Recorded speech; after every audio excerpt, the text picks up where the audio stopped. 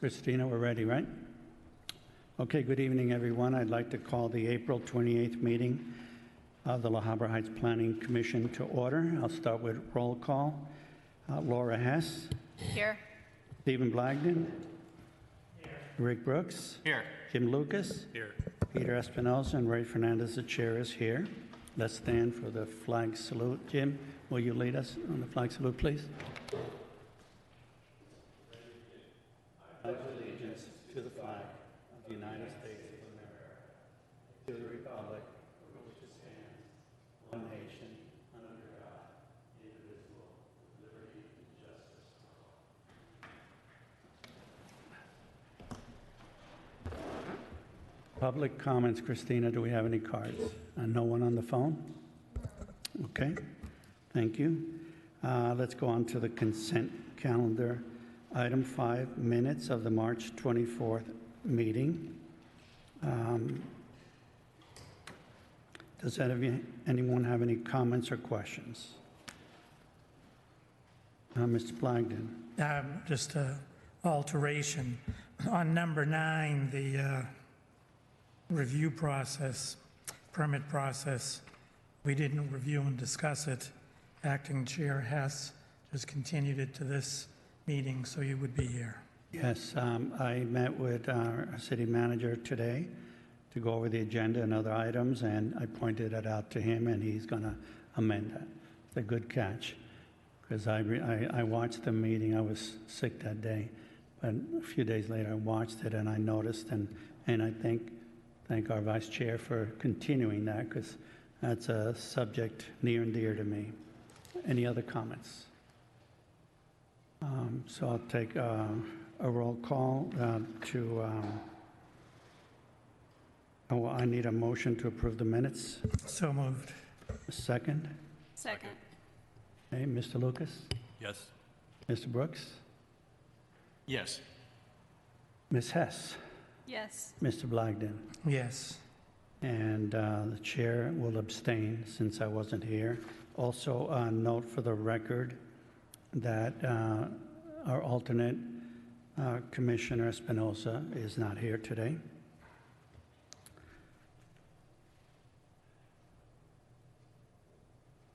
Let's go on to the Community Development Report. And Mr. Rafferty, could we have a report, please?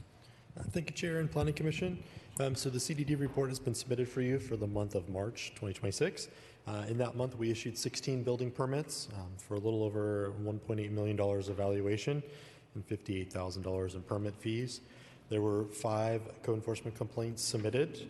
So we have a total of 24 cases active. We closed 5 cases. We issued 2 stop work orders. There are a total of 54 unpermitted construction cases currently going on, closed 4 cases.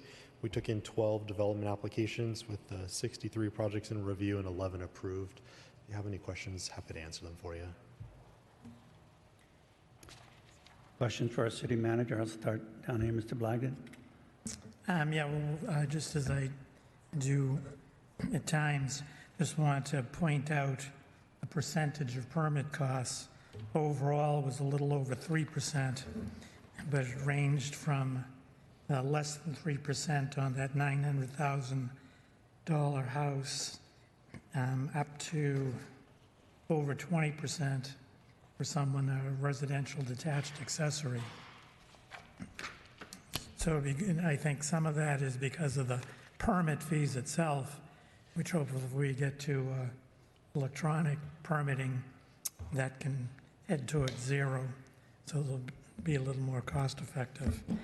Then in the code enforcement report, 20-523, 1777 Shoulder Road, illegal ADU.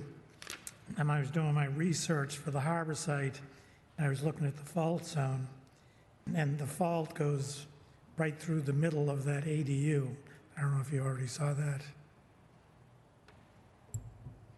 That was like a building that they constructed. The only way to keep it to where they placed it would be make it an ADU. But there's actually a portion of that in an easement area that needed to be sliced off. So they're actually in the process of demoing that structure. Okay. Then any update on the El Travicio walls? It's been 7 months. No, actually, our planner Liz and myself were just talking about that one today. We haven't heard back from the engineer. He went back to look at some of the walls and spacing them back and separating them like we talked about at Planning Commission, but we haven't heard back from them, so we're going to be reaching out since we haven't heard from them in a while. So maybe we'll see it soon. Then we were talking last month, one of our items was the landscaping on Canola.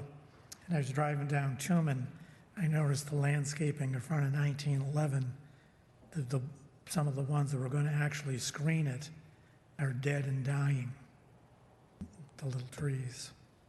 Okay, it's been a little while since I've been to that house, so we can take a look at with him. And Because it's still the same owner, though it is for sale.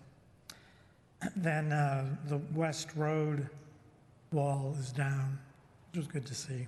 I don't know if you can comment on that, or it's just down and that's it.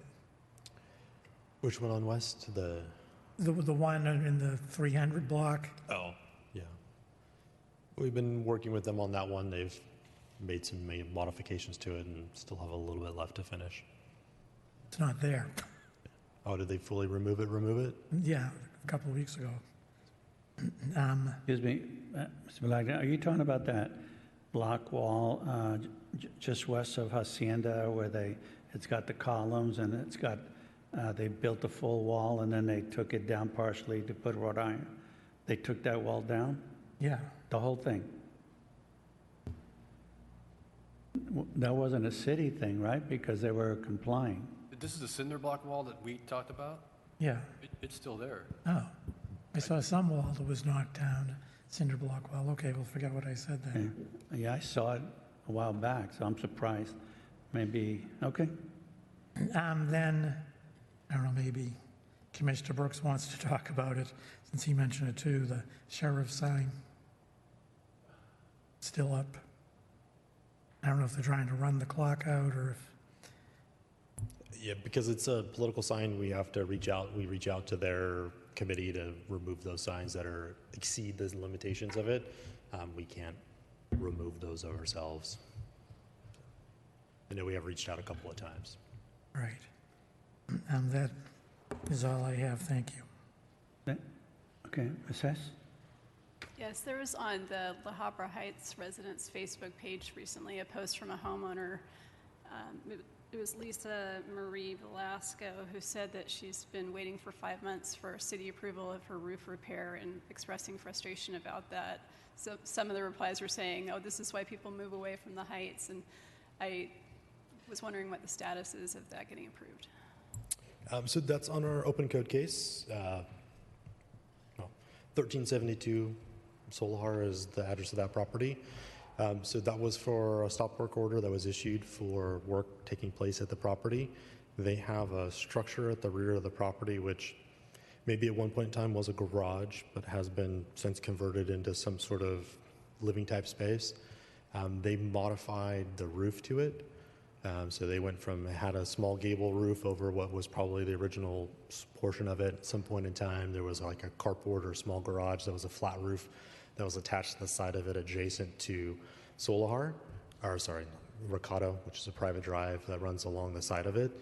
So they removed all of that, reframed the roof structure, and started to reframe the structure, so we issued a stop work for it.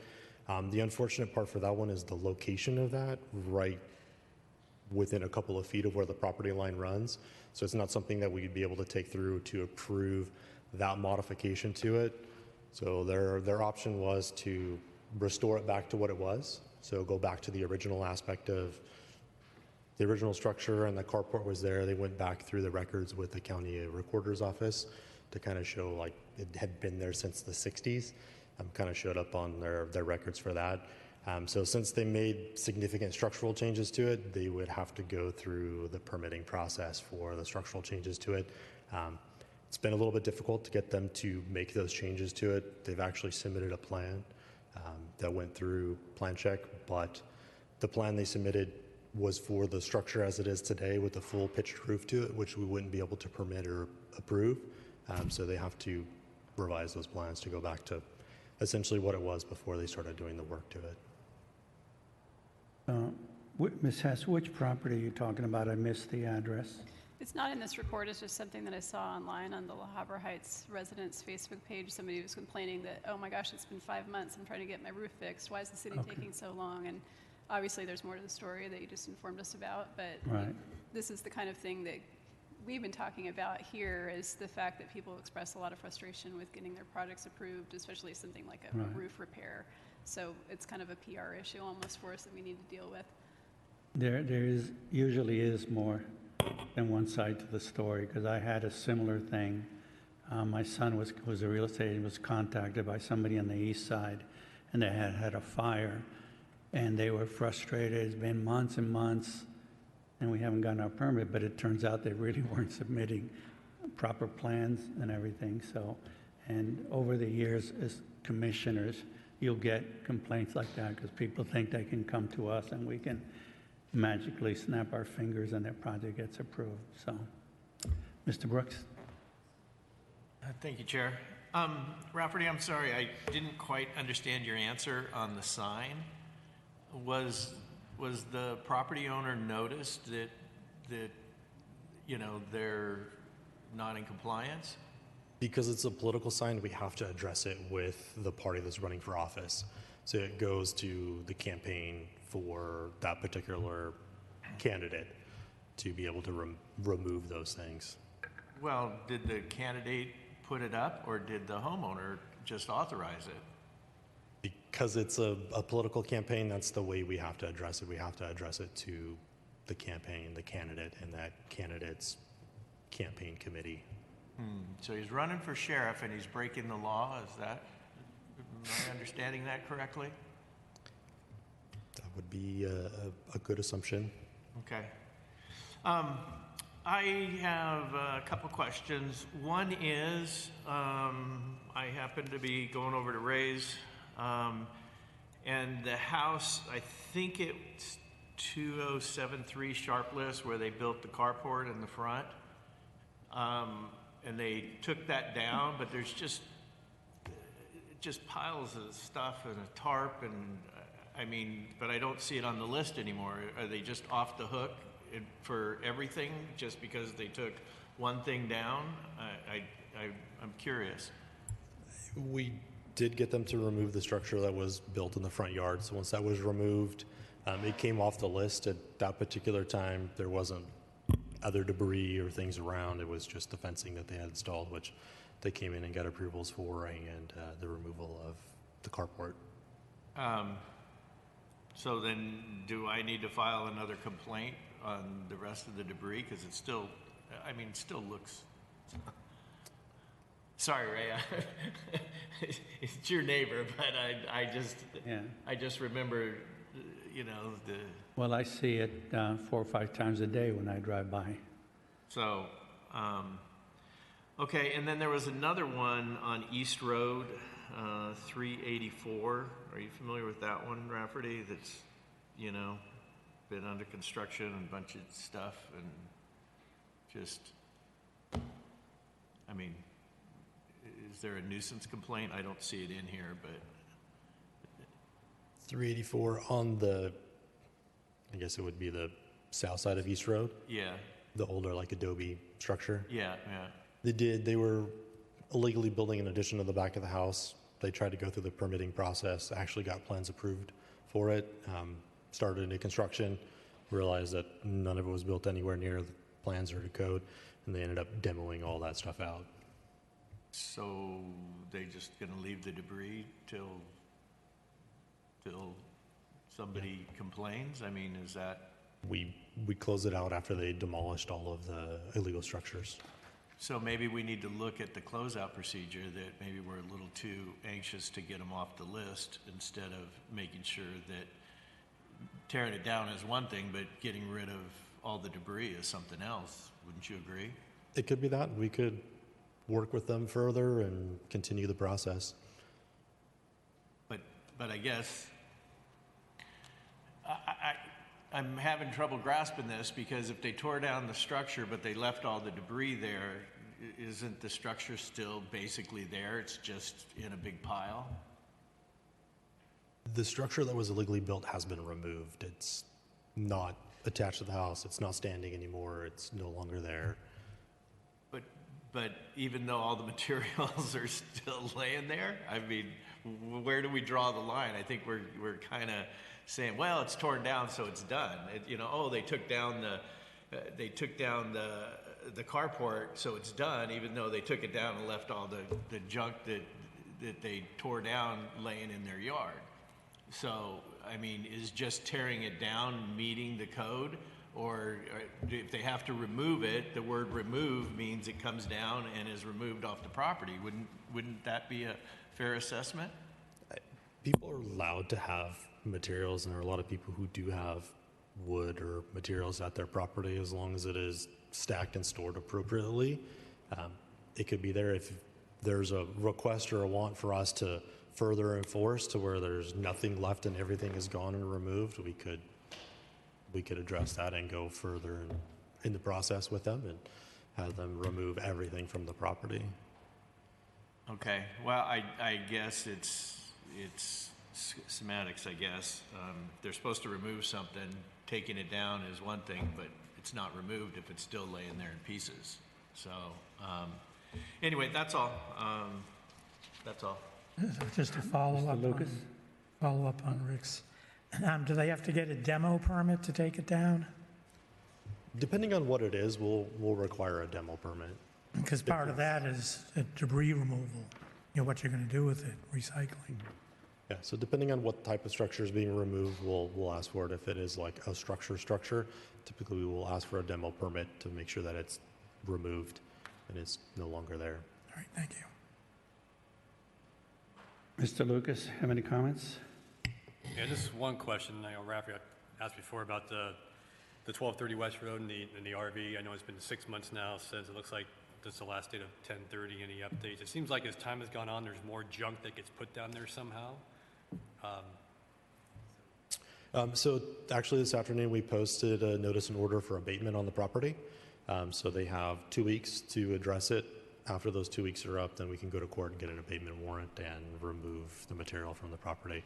So in the abatement warrant, we put in there for not only the RV and the junk trash debris are on there, but also the brush clearance because the weeds and everything are pretty high on it today. So myself and the code enforcement officer just posted that notice earlier today.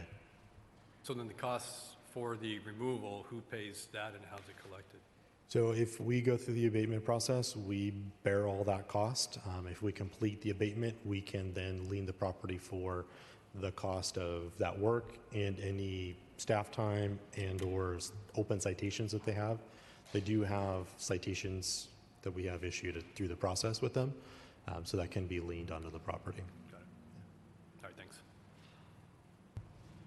Thank you. I have a couple of questions. Getting back to Mr. Brooks' comments, I'm kind of surprised that you think that you can have construction materials in a front yard. That's clearly not allowed by a code. That's blight. You're supposed to have landscaped front yards, not a pile of construction material. Which brings up a question: where's our code enforcement people? I can drive around the city and see flagrant violations that a blind man can see.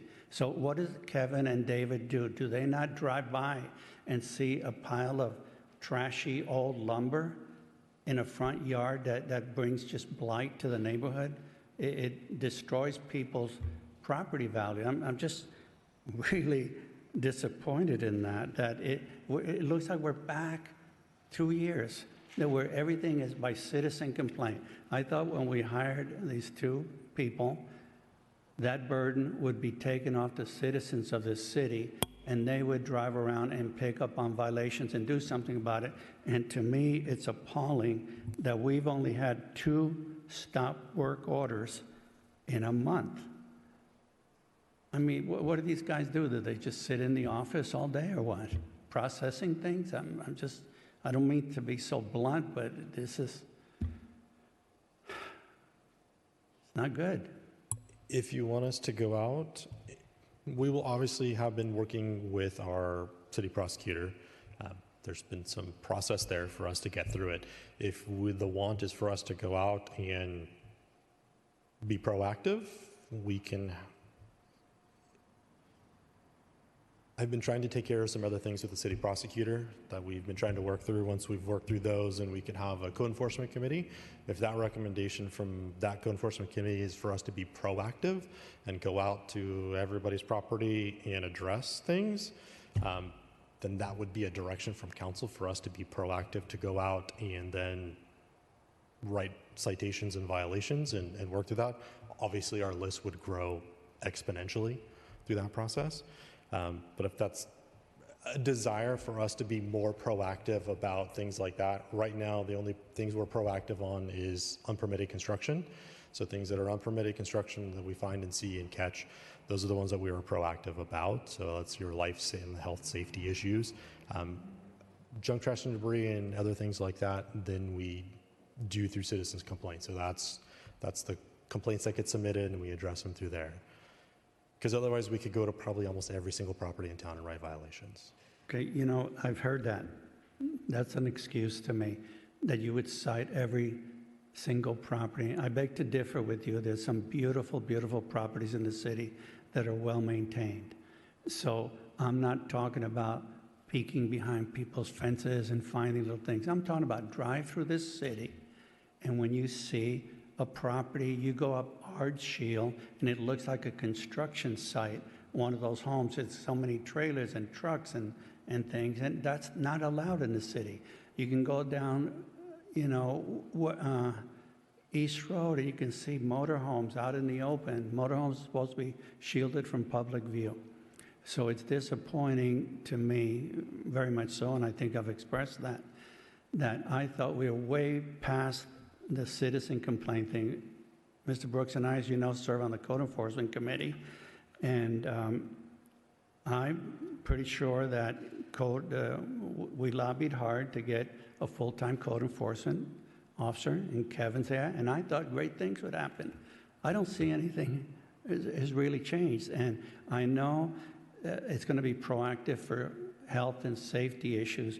Well, I would say to you, when you got a pile of lumber in a front driveway under a tarp that can harbor, you know, rodents, people could trip over, I would think that's a safety issue. It's a fire issue when you have a pile of dried lumber that can catch on fire. So, you know, I'm not going to say much more about that, but it's just disappointing. I mean, here we have the city code enforcement attorney that we hired, and from what I understand, he hasn't done anything.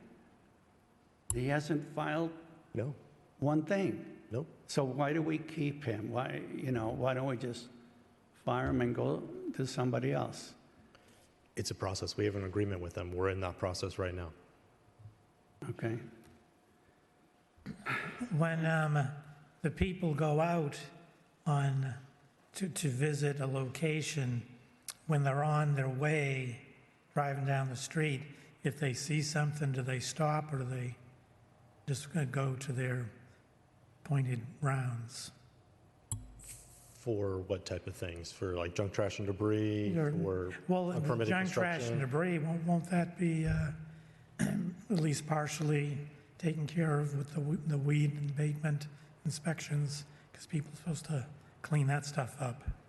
Typically, when they're doing the weed brush and clearance inspections, they're looking for the weeds to be done, cut down, and removed from the property.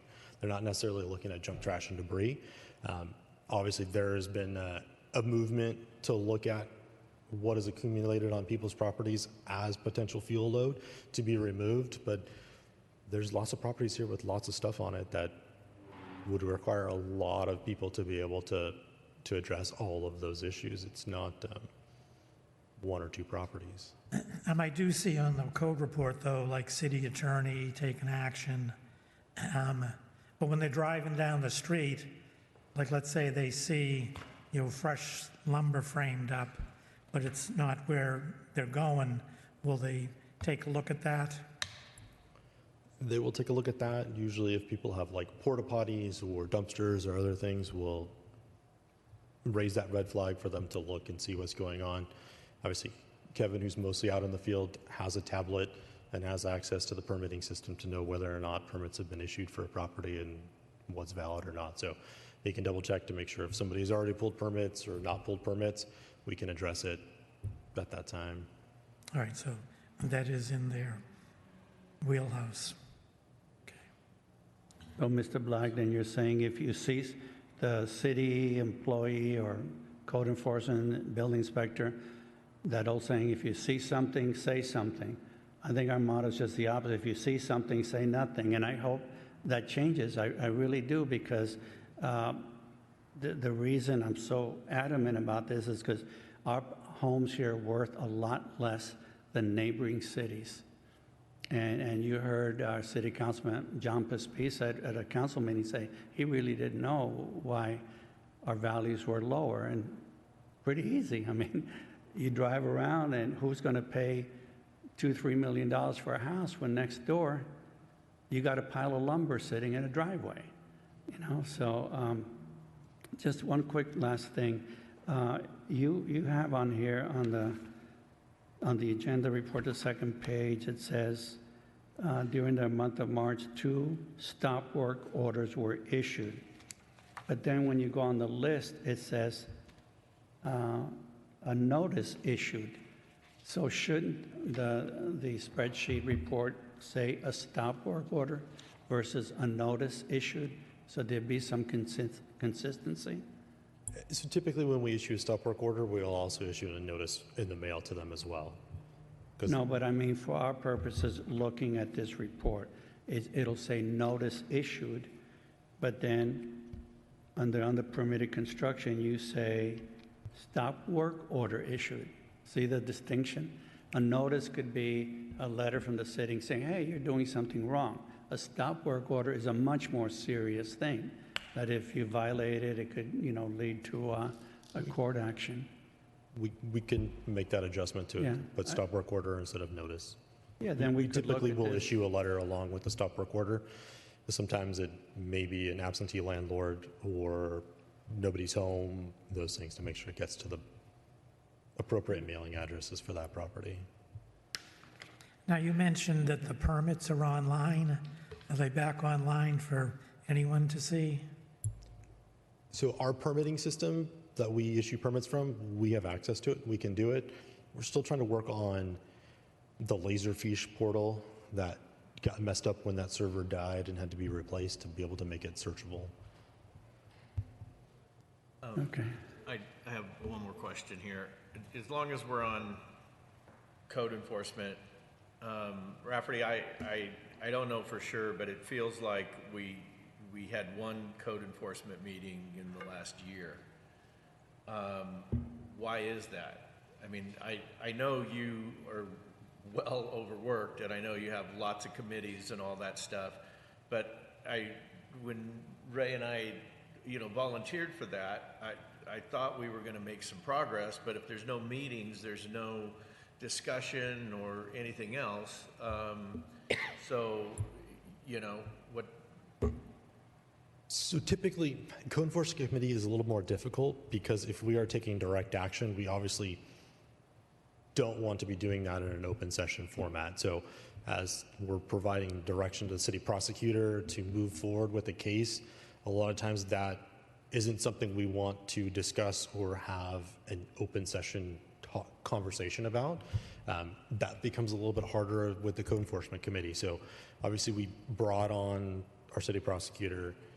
We gave him a top priority list of ones to work on. We've been trying to work through those list of cases with him. It has been a little more difficult than we had originally anticipated it would be with the city prosecutor, and being able to move through those cases at a very expedited process. We're trying to work through that part of it right now. There's not necessarily a lot I can really talk about. Okay, and I understand that. I mean, so why can't we have a closed session meeting? Or only council can have closed session. Like committees can't have closed session, unfortunately. okay, okay. So then, why can't we still have a meeting and just say there's topics that we can't discuss? And I think we all understand that. But I don't need to get into the weeds on every case and what the attorney's doing. But just some of the things that we've discussed. This evening, I think should be part of code enforcement, not planning commission. but we're not having any meetings to discuss those. We'll have is a good point. We have not had a code enforcement committee meeting in a long time.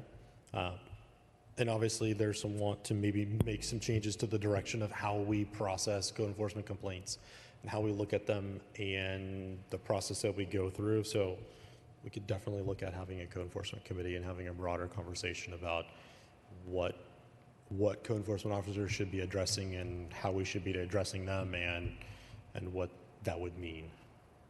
Okay, thank you. Thank you. Okay, well, we'll receive and file items 5 and 6 of the consent calendar. Moving on to item 7, an ordinance amending Chapter 7.28 of the La Habra Heights Municipal Code regarding accessory dwelling units and junior accessory dwelling units and determining the ordinance to be exempt from CEQA. And there's a resolution that follows. Could we have a staff report, please? Thank you, Chair and Planning Commission. So the item before you tonight is an update to our accessory dwelling unit and junior accessory dwelling unit ordinance, which is Chapter 7.28 of the Municipal Code. There has been recent changes in state law that has affected our ordinance and what we can and can't do and ask for and require as part of that process. Our city attorney's office and myself went through the changes in state legislation to make adjustments to our current ordinance to bring us into compliance with state law. So attached to you tonight, you have a draft ordinance for the city council. That also includes the updated revised language for our ADU ordinance, as we can do related to changes in state law. Also, as attachment 2 is a red line version of it, so you can see a little bit easier what was taken out and changed from our previous ordinance to what it would be today. So we have been told by the state, by HCD, that we need to update our ordinance, and so we are going through this process to update it. Grace is here with us tonight. She spent a lot of time going through it and working to make sure that we could retain as much as we can retain within our ordinance and still comply with the requirements of state law, which is sometimes always difficult. So the recommendation tonight is for the Planning Commission to open the public hearing and close the public hearing and then adopt Resolution 2026-01 recommending the City Council approval of Ordinance 2026-01. If you have any questions about it, myself and Grace are happy to answer. Okay. Do we have anybody, any comments, cards? No calls. Okay, well, open the public hearing. Any speakers? No? I'll close the public hearing. That was fast. Okay, now let me make sure I understand this. I've read it and I've seen all the lineouts, and basically we're recommending to the City Council this ordinance that we have to do because state law and all the restrictions that are put on us. So we're not here to change language, add commas, any of that. You're basically asking the commission to forward this to the City Council. I mean, you even have the date of the when the City Council is going to meet. Is that about the gist of it?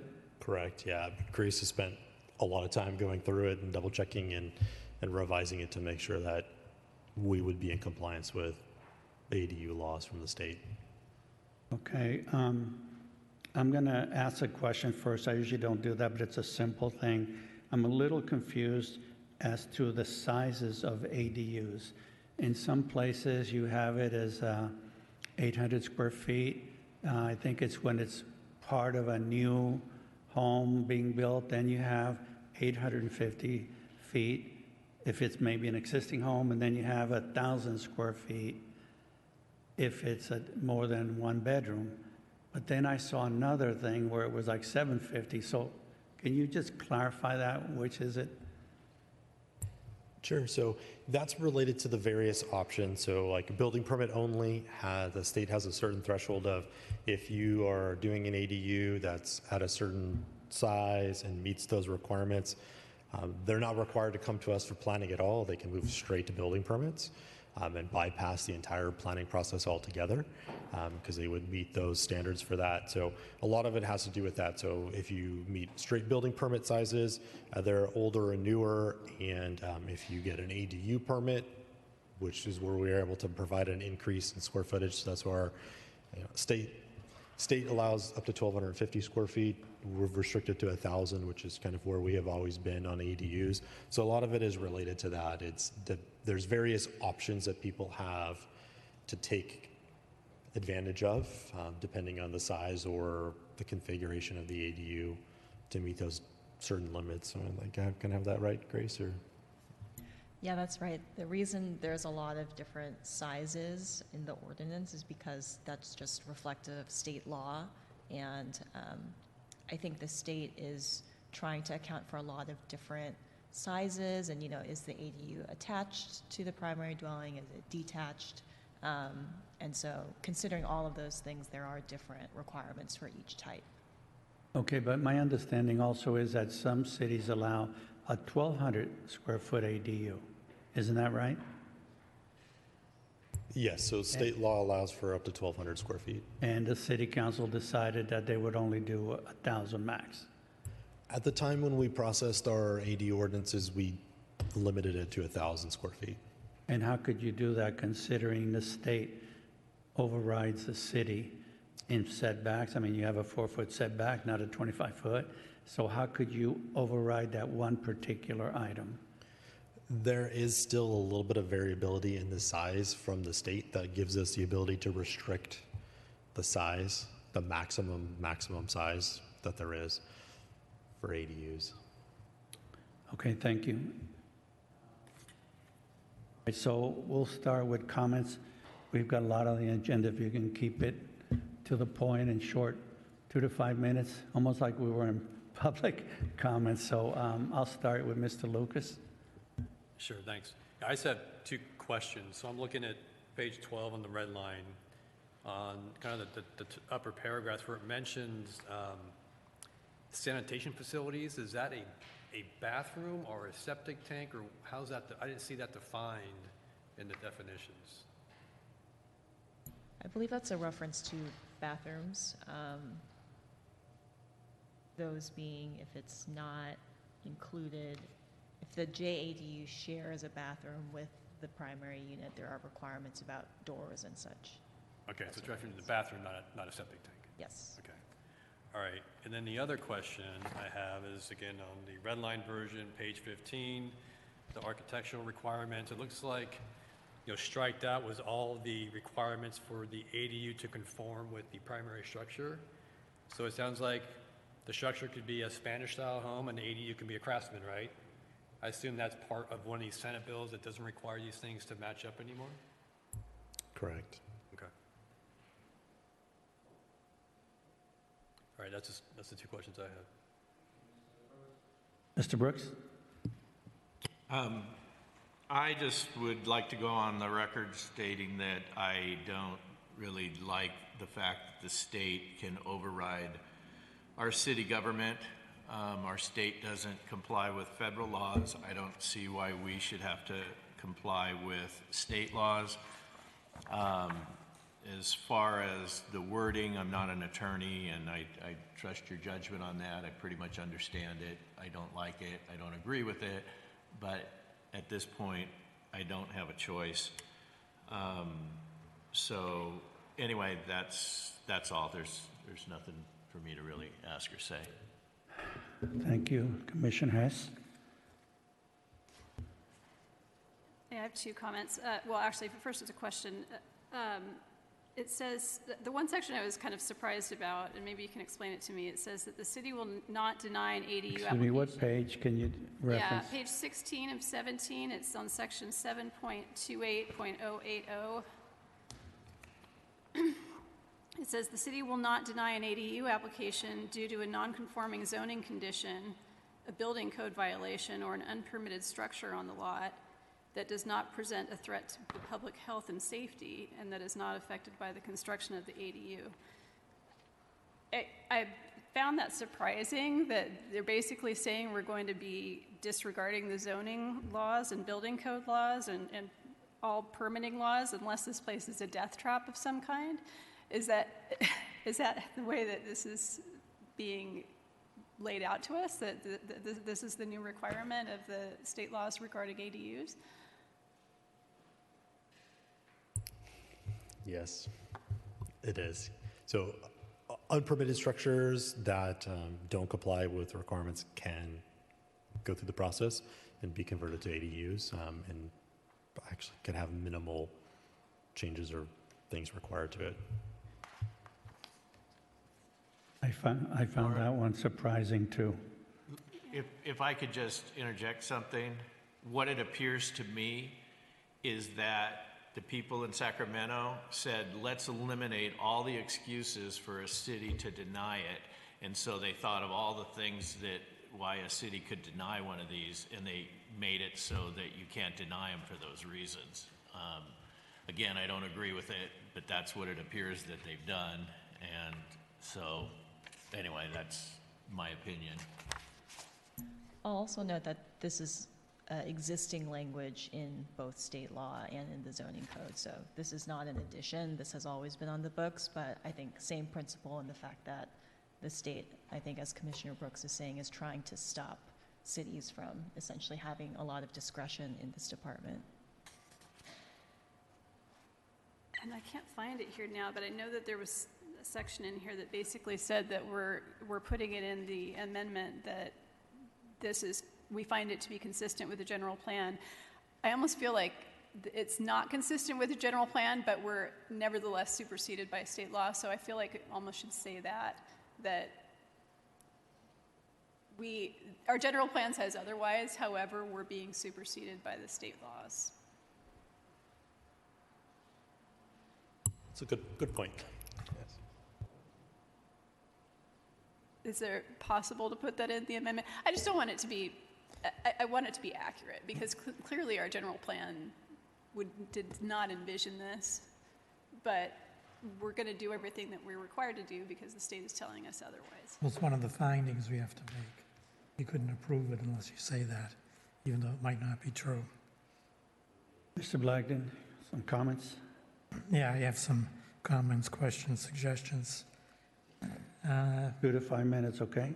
I'll try. I'm sleepy. I want to go home before 9 o'clock. Yeah.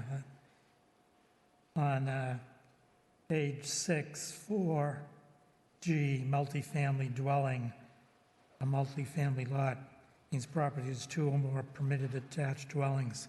Does that mean if someone adds a JADU, now they can add 2 more ADUs? I'm sorry, I didn't hear which section were you looking at?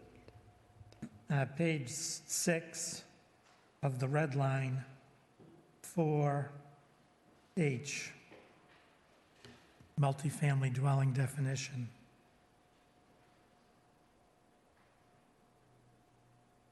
2 or more permitted detached dwellings, like a primary and a JADU.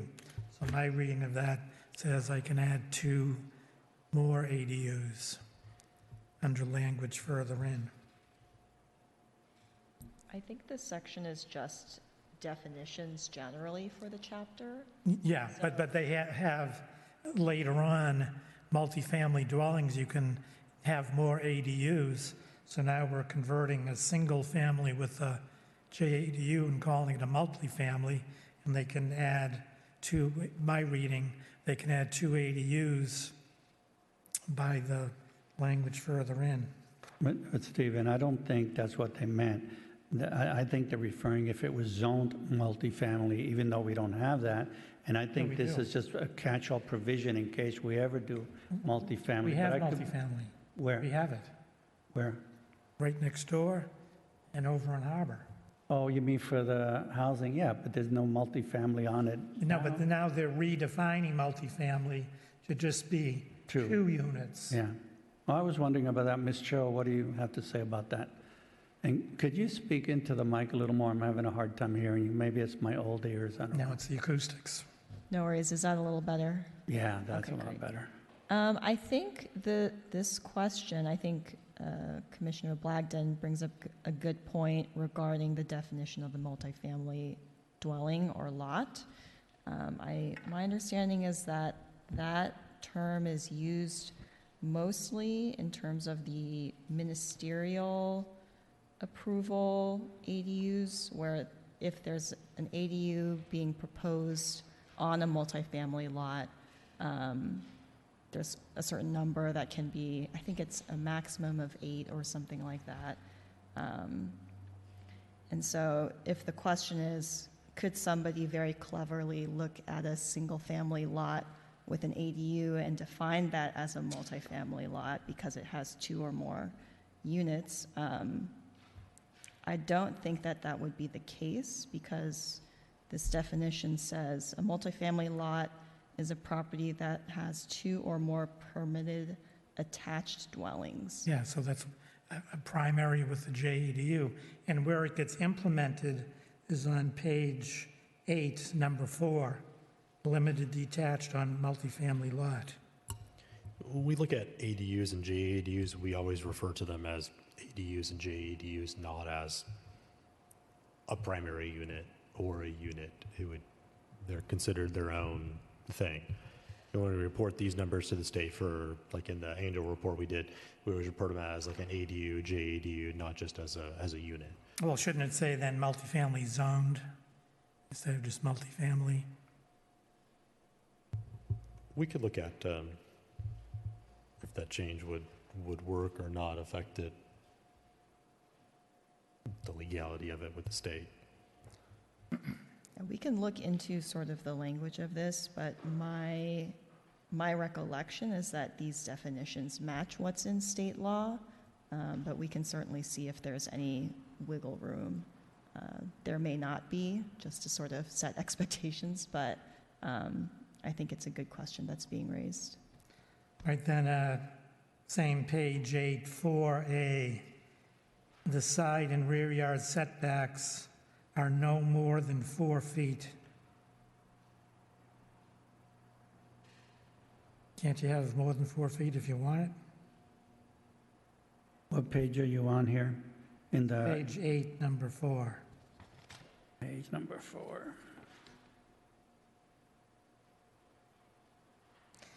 Before it was fine, or at least 4 feet, but now it's no more than 4 feet.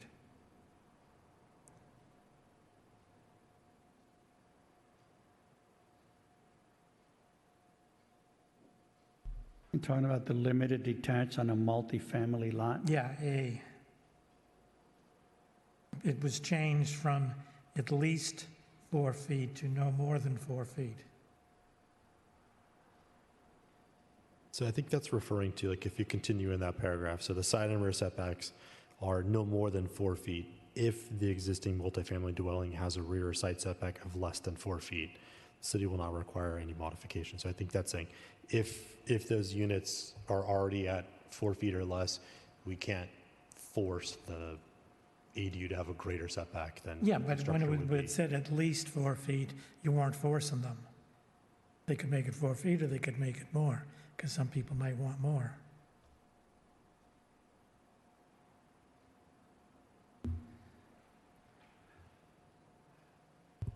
No, I don't think I'm we're sorry, gonna Stephen, have I too don't many- think you're reading this right. It's pretty clear what this is saying. It's saying that if it's less than 4 feet, you can't make it more than 4 feet. So people can put whatever they want, but the city can't dictate it. So it's pretty clear to me, so I'm not sure. I'm not sure how you're trying to interpret this, but All right, C2 on the same page, city must make a determination within 15 days. It's pretty quick, although in city time, that's almost 4 weeks. Top of the next page, 9A, reviewing the applicant's application. The city shall not require the application to include an item that was not included in the list from the first time. So it's critical that the city have a comprehensive checklist before anything is taken in, because it's no mistakes allowed. Because then that's usually applicants submitting incomplete is kind of par for the course. Okay, page 10, top, number 1. City will not issue a certificate of occupancy for an ADU until it issues a certificate of occupancy for the primary dwelling. Why? Why couldn't someone live in the ADU while the primary is still being built? It's mostly that they don't want you to build the ADU and then only live in the ADU and never finish the house. Well, even that, what would be wrong with that? Then you only end up with the ADU and the house never gets built. And if that's what someone wants, I mean, they could build a 700 square foot house if they wanted. They could. Like we don't have a minimum size, square footage size in the city.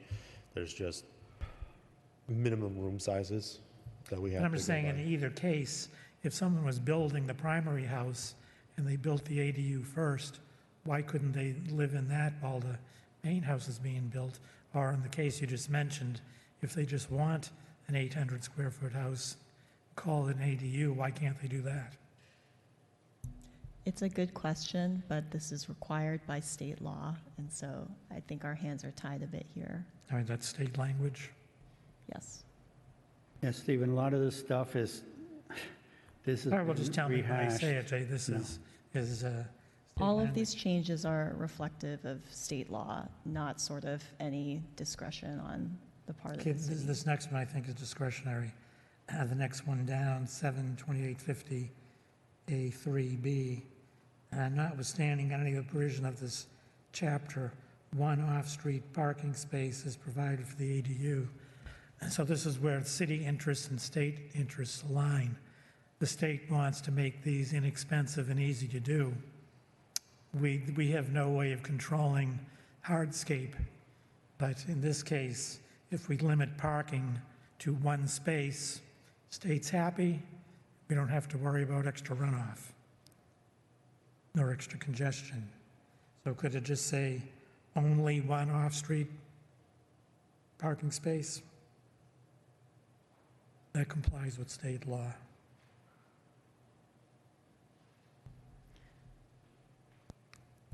Could you point to which section you're looking at again, please?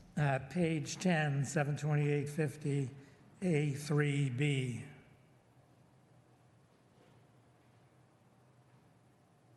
Each CD doesn't like our parking requirements as they stand today, so Oh, this, we're aligning with them. One. yeah, they don't like our minimum of 6. Yeah, but the one for the ADU is exactly what they're shooting for. So that's why I said it aligns, it's good for both of us. Then next one down, height. May not exceed 16 feet in height. I think we need to, or does this definition go to the city definition section where it's lowest footing to the highest roof peak and retaining wall within 15 feet is included in the height? Or do we need to add that here? I believe the section is the section we've always had in the code. We didn't modify it, and then we always look back to interpret it based off of our height requirements out of the code. Okay. Code definition. That's good. Then next page, top page 11, number 4, ADU attached primary dwelling may not exceed 25 feet. But then it can. But I would say if the existing house is at least 25 feet, then the ADU can go up to 25 feet. You don't want to have the existing house 25 feet and the ADU 16. That'd look weird.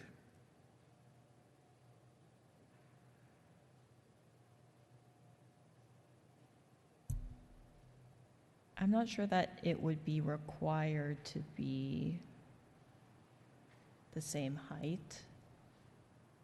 Yeah, that's what it's saying, that you could have a 25-foot ADU, little thing, attached to a 16-foot main house.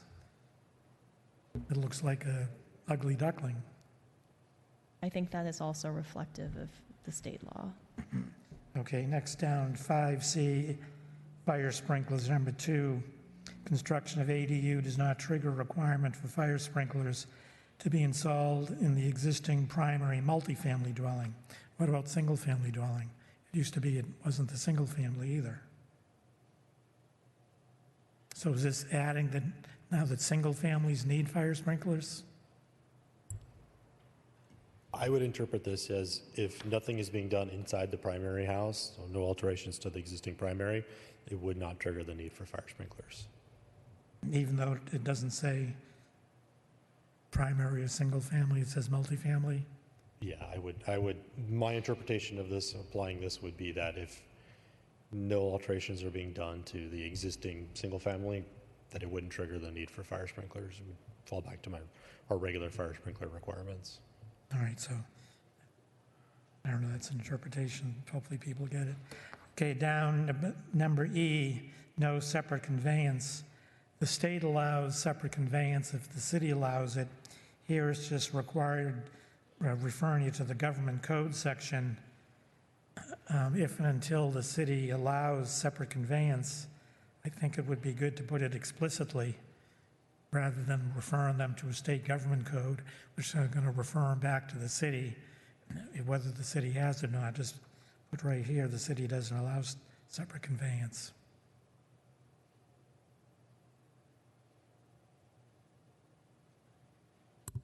I think we could look at that, if we could add that language to it. Okay, let me make Ms.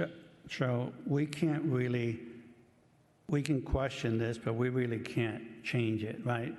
This has been reviewed by the state, and we're going to recommend it. So you could ask all the questions and make all the comments you want, Mr. Blagden, but we really can't change this. Well, they just said they were going to look into possibly changing it. Because some this of the is going to things- the city council Some of it's discretionary. in May. Okay, what else you got?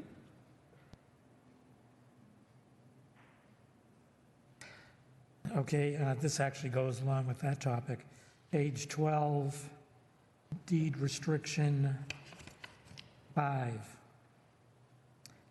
What is removed is, and this is what I said should be there, except as otherwise provided in the government code, the ADU or JDU may not be sold separately from the primary dwelling. Was that a state requirement that that be stricken? I think essentially the prior ordinance did allow for deed restrictions, and under changes to the state law, I think that's been very restricted. Okay, then I'd say move that number 5 over to where I was just talking about on the previous page under E, no separate conveyance. I think the 5 has been, the language has been stricken. Yeah, but it's stricken there in deed restriction, but it can be added to the no conveyance, because that's what that's saying, is no separate conveyance.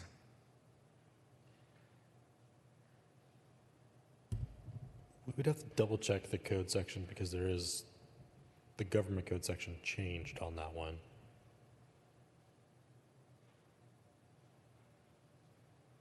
From the 65, 85326, down to the new one, which is 66341.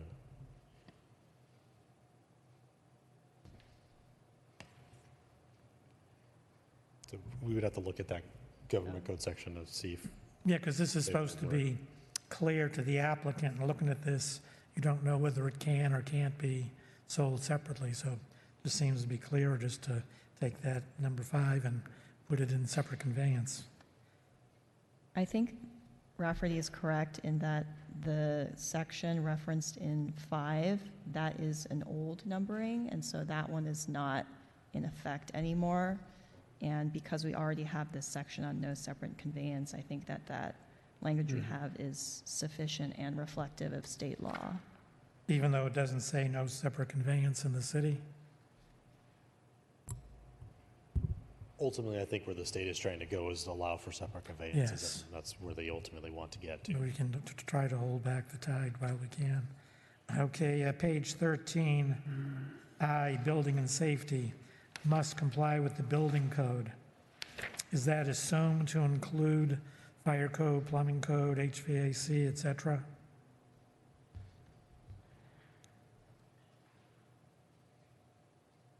Sorry, could you repeat that, please?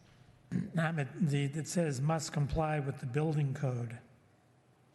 And is that implying that it also has to comply with fire, plumbing, HVAC, and other codes?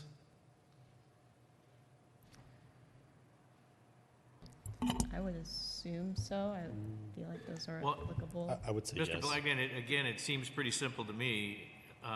It says all local building codes. It doesn't just say, Yeah. but it says all, that's all encompassing. Yeah. The But word a all. building is- code separate from plumbing code and separate from fire code?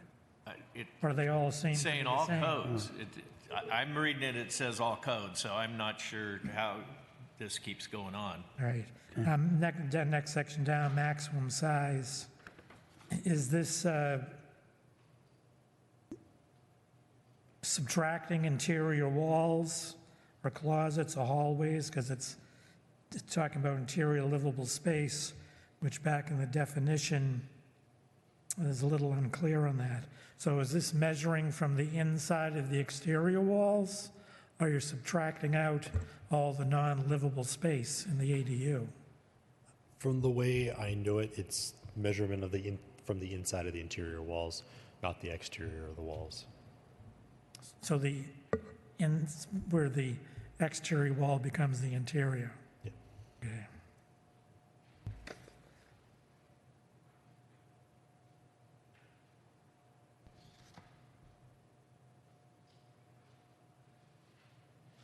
You know, it says pretty easy interior livable space. So the way I look at it, this is opposite to how we normally measure a house.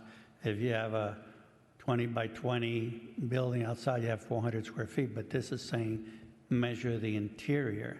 It's interior livable because they're trying to give you, this is a change from how we normally do things. So you would take the inside dimensions. So in this case, if it was 20 by 20, assuming 6-inch walls, now you got a 19 by 19.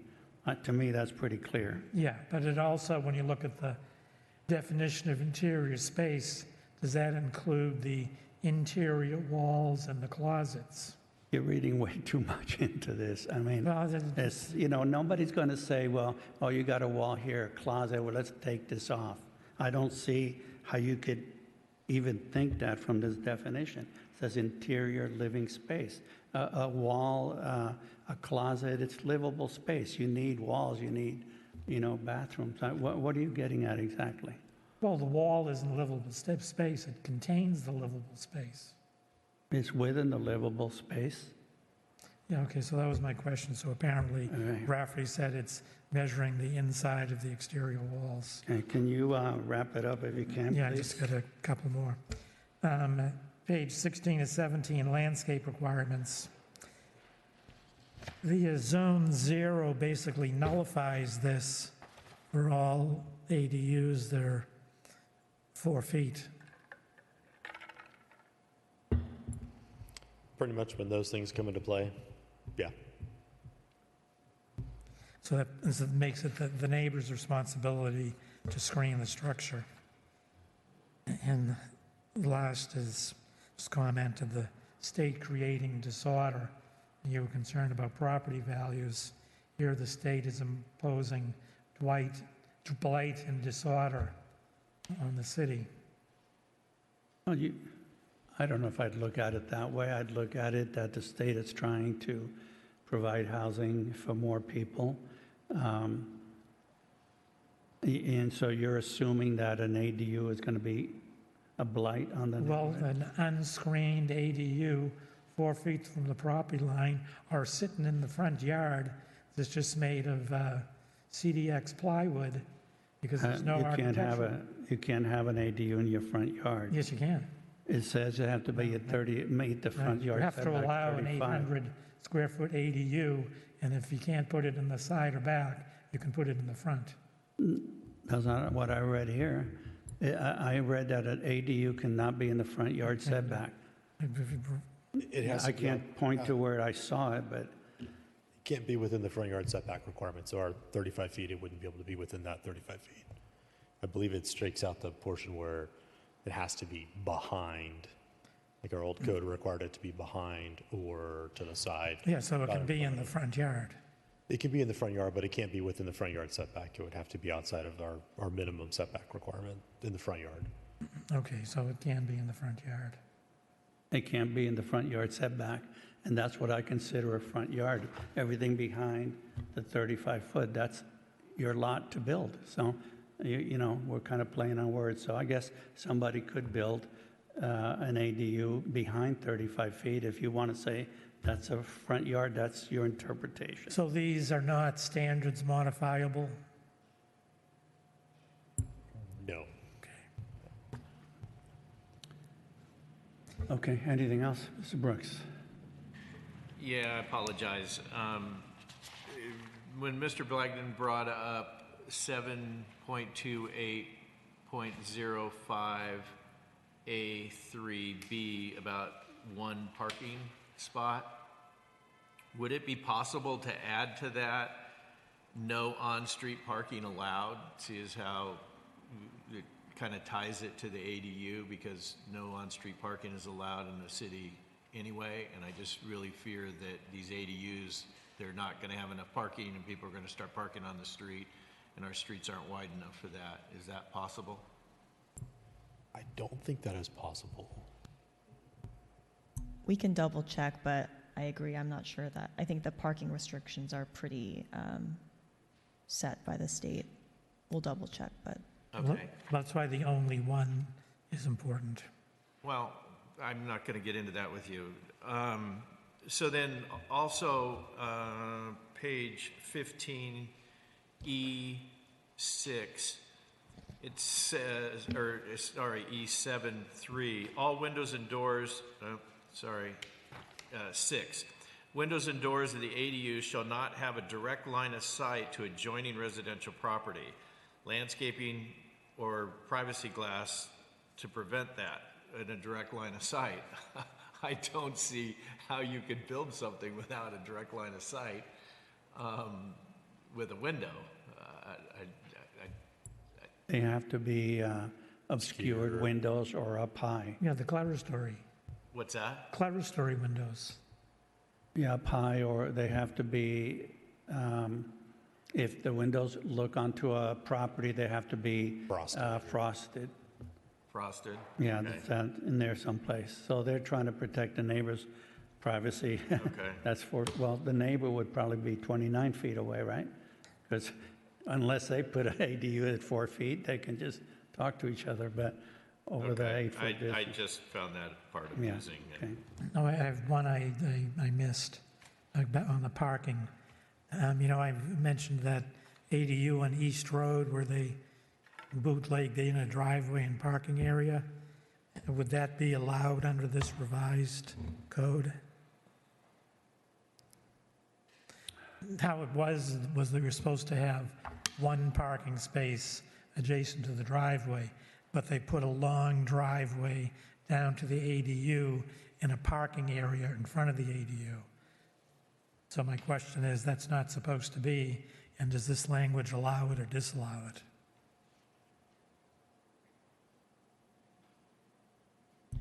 I don't know the parking requirements off the top of my head, but you're asking essentially if you could prevent an ADU from having an on-site parking requirement?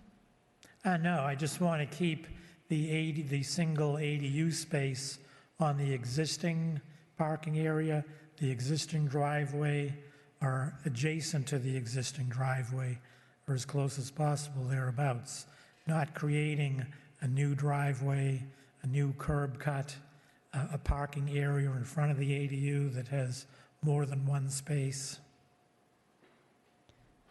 I'm not sure if you could necessarily restrict where the parking is placed on the site. I do know that cities are allowed to require parking, but if I'm recalling correctly, I think it can be off-street parking. Oh yeah, we're all off-street. Yeah. Okay, any other questions or comments? No. Okay, with that, I'll entertain a motion to adopt the resolution. I'll move approval subject to the items you were going to look into. Well, we need a motion first. That's what I just did. Huh? What I just did. You made it, I thought you said you moved. Yeah, I made a motion to approve, Okay, I subject missed they were going to look into a few of the things. Okay, I would move to approve it as drafted without looking into additional items because I think we need to get this moving forward. And the city attorney has already drafted this and it's been reviewed by their office. And I don't think we need to tinker with it and nitpick it anymore. okay, so we have a motion and a kind of competing motion. Well, I don't think we can do that. No. There's a motion, so we have to wait. If there's no second, then that motion dies, and then we can make a All right, well, motion. is there a second to Mr. Blagden's motion? Okay, so your motion fails. I'll entertain another motion. I'll move to approve the ordinance as drafted. I'll second that.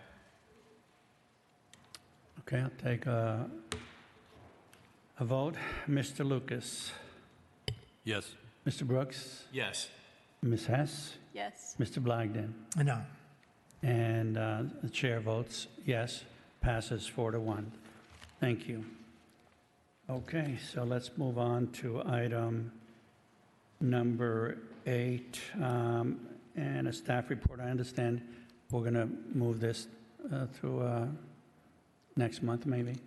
Yes, so Planning Commission has been looking at our fencing standards and requirements quite a bit. We did take it up to council with the recommendation from the language from the last Planning Commission meeting, and the council did say yes to go ahead and move forward with drafting an ordinance for code amendment.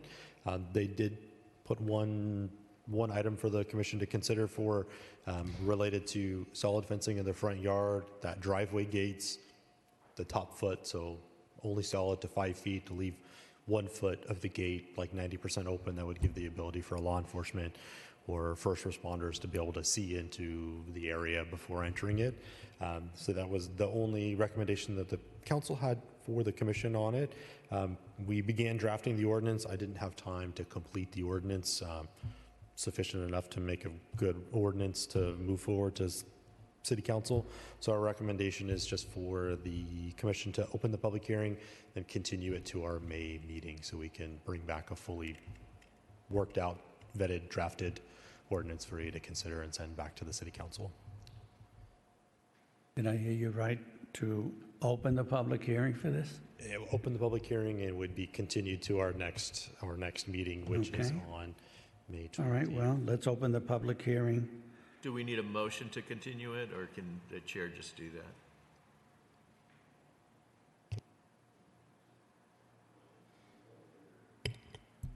I'm actually, Open, close, then continue. Yeah, Yeah, as long as it's open and closed and then continued, we can keep it valid. It just keeps us from having to spend another $600 on a newspaper notice. okay, so I'll open the public hearing. Any cards, comments, people on the phone? No? I'll close the public hearing. And let's have, I guess, a motion to continue. I'll move to continue it until the next regularly scheduled Planning Commission meeting. Do we have a second? Second. And roll call, all in favor, Mr. Lucas, Yes. Brooks, Yes. Tess, Yes. Mr. Blagden, Yes. and I vote yes, 5-0. Let's, can we take a quick little 5-minute bathroom break? Sure. Right back.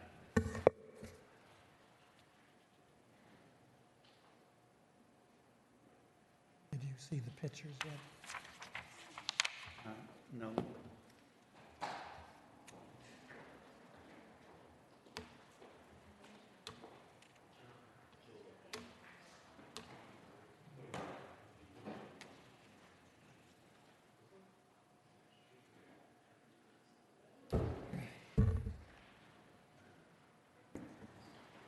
This is how it was in 1983.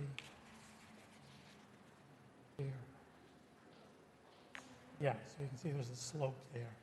And then these sides are actually, while the grading is being done, they're taken from here, there. And then This is 1994, after the road was put in. The graded area that covers.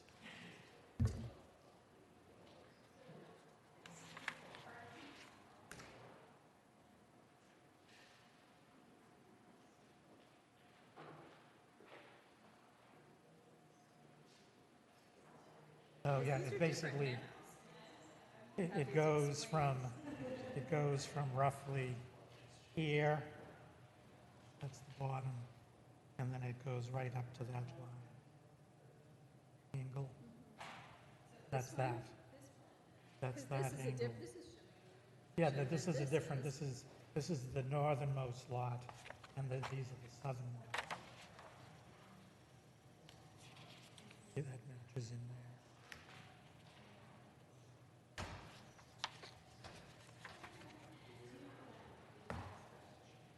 No, we'll find out.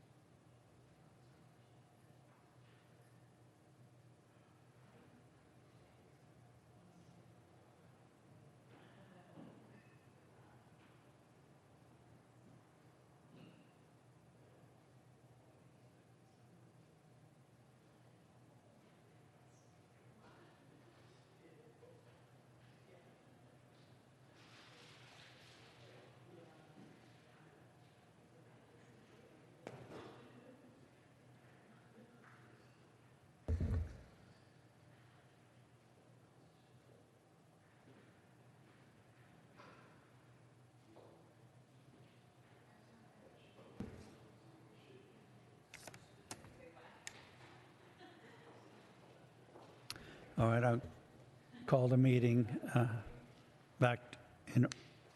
This isn't working.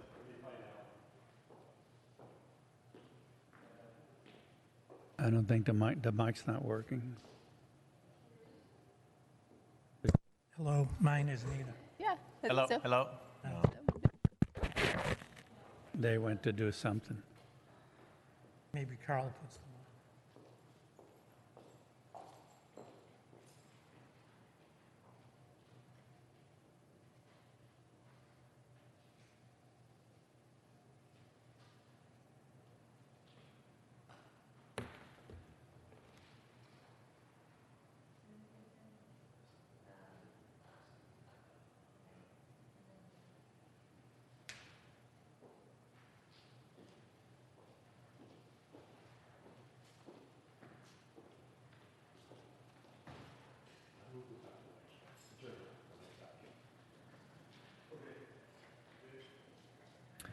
Okay, I'm calling the meeting back to order. Moving on to administrative items, item number 9 is a determination of conformity with the general plan for the properties described. I won't read all the assessor parcel numbers. These are the parcels east of Harbor near Fullerton Road that have been designated as future potential affordable housing sites. So, Mr. Woolridge, could we have a staff report, please? Thank you, Chair and Planning Commission. As the Commission knows, last year we adopted our housing element, was certified by the state. One of those requirements of that was making housing available for affordable and people at all income levels. One of those sites that was dedicated was a section of, like you said, along east side of Harbor Boulevard. From there, there's a couple of things we needed to do as part of our stipulated judgment with the state. Some of that is making sure that sites are available for that. That particular area over there, there is no sewer, which 98% of the city doesn't have access to sewer. All of you are on septic for that aspect of it, but state does look at not having access to sanitary sewer as an impediment to affordable housing. So as part of that process, we're required to be able to provide sewer services to the property. We have had discussions with LA County Sanitation, Orange County Sanitation District, and we'll be having some conversations with the city of La Habra related to sewer access to it. But one way we can also work to resolve those issues is if the city purchases and acquires the properties, we then have the requirement to be able to make the properties available. We can do a couple other things too. Those parcels over there, there's a number of small parcels in that section that's been identified for affordable housing. We can consolidate those lots to make it one property and reduce some of those burdens that would be required for affordable housing developer to do. We can also use the property as an offset to cost of installing sewer services. So instead of essentially potentially installing a sewer line that may or may not ever get used at that site, one way for us is to purchase and acquire the property. We can then use that to offset the cost of providing sewer service to the property with the developer, so we can do some of those things as we look at it. So we did begin the conversation with Los Angeles County because those parcels are owned by the county. They were acquired as part of the creation of Harbor Boulevard that runs over the hill towards Vantage Point in that location. So we are looking at trying to acquire the properties along the east side of Harbor. The Habitat Authority owns a parcel at the very tip just below the Vantage Point where the undercross goes underneath Harbor Boulevard for animals to be able to safely make it underneath that roadway and not have to go on top. We're looking to try to acquire from there all the way down to where the houses start, just above the La Habra Christian Church from the county. So we have been in this process for quite a while with the county, trying to get them to acquire it. They are receptive of it. We had a meeting with our supervisor, Supervisor Hahn, and went through the need for us to be able to provide affordable housing, and us acquiring the property helps us with that process and keeping our certification for our housing element. So we have been in the process with them. A couple of the requirements are related to steps we need to take, and one of them is the local planning agency for us, which would be the Planning Commission, has to adopt the resolution finding that the purchase of those properties by the city is consistent with our general plan. So as part of this, we have prepared a resolution to show that the city acquiring those properties are going to meet some of the elements of the goals of our general plan and also the programs and goals of our housing element as well. So attached you have a draft resolution 2026-03. This is a resolution of the Planning Commission in La Habra Heights determining general plan conformity pursuant to requirements of Government Code Section 65402 for the conveyance of real property from the County of Los Angeles to the City of La Habra Heights. This is a process that has to be undertaken through the Surplus Land Act, which government agencies buy and or sell property are subject to the requirements of the Surplus Land Act. And this is one of the requirements for us to say that it would be consistent for the city to purchase, own, or control the property with our general plan. We do feel that it is consistent with our general plan and our housing element. It will help us maintain the the certification of our housing element and not have to go back through making any changes or processes of alternative sites within the city to be able to provide affordable housing. So our recommendation tonight is for the Planning Commission to adopt Resolution 2026-03, finding the acquisition of county-owned properties is in conformity with the city's adopted general plan. If you have any questions, myself and City Attorney will be able to answer for you. Thank you for that report. Very concise and to the point. And any comments or questions, Mr. Lucas? I just have one question, just from my knowledge. So say this moves forward and we do end up purchasing the property at some point, then what? Is it kind of offered through a RFP, RFI? What's that next step? So if we own the property, we have to advertise it for sale. So we would put together some material related to the property, and like once a year would put that out to developers to be able to look at, see if there's any interest in acquiring the property and doing a project. And then there we would go through that Surplus Land Act, which is a very specific requirement related to negotiation with affordable housing developer to be able to sell or acquire or purchase the property. Thank you. I'll go to Mr. Black. I'm going to change my order. I don't want to be too predictable. You caught me by surprise. Yeah, I did, huh? Okay. The council was prohibited by the Brown Act from talking about anything but price and terms. There's a lot of serious, irreversible effects that need to be discussed. How does buying the property offset the cost of the sewer? So we could reduce the selling price of the property to offset the cost of what it would take to put in a sewer. Offset the price for who putting in the sewer? So the developer to put the sewer in. So say the developer was going to put the sewer in, we could reduce the selling cost of the property to offset the cost of that sewer line installation. Well, you wouldn't be selling it for less than you paid for it, though.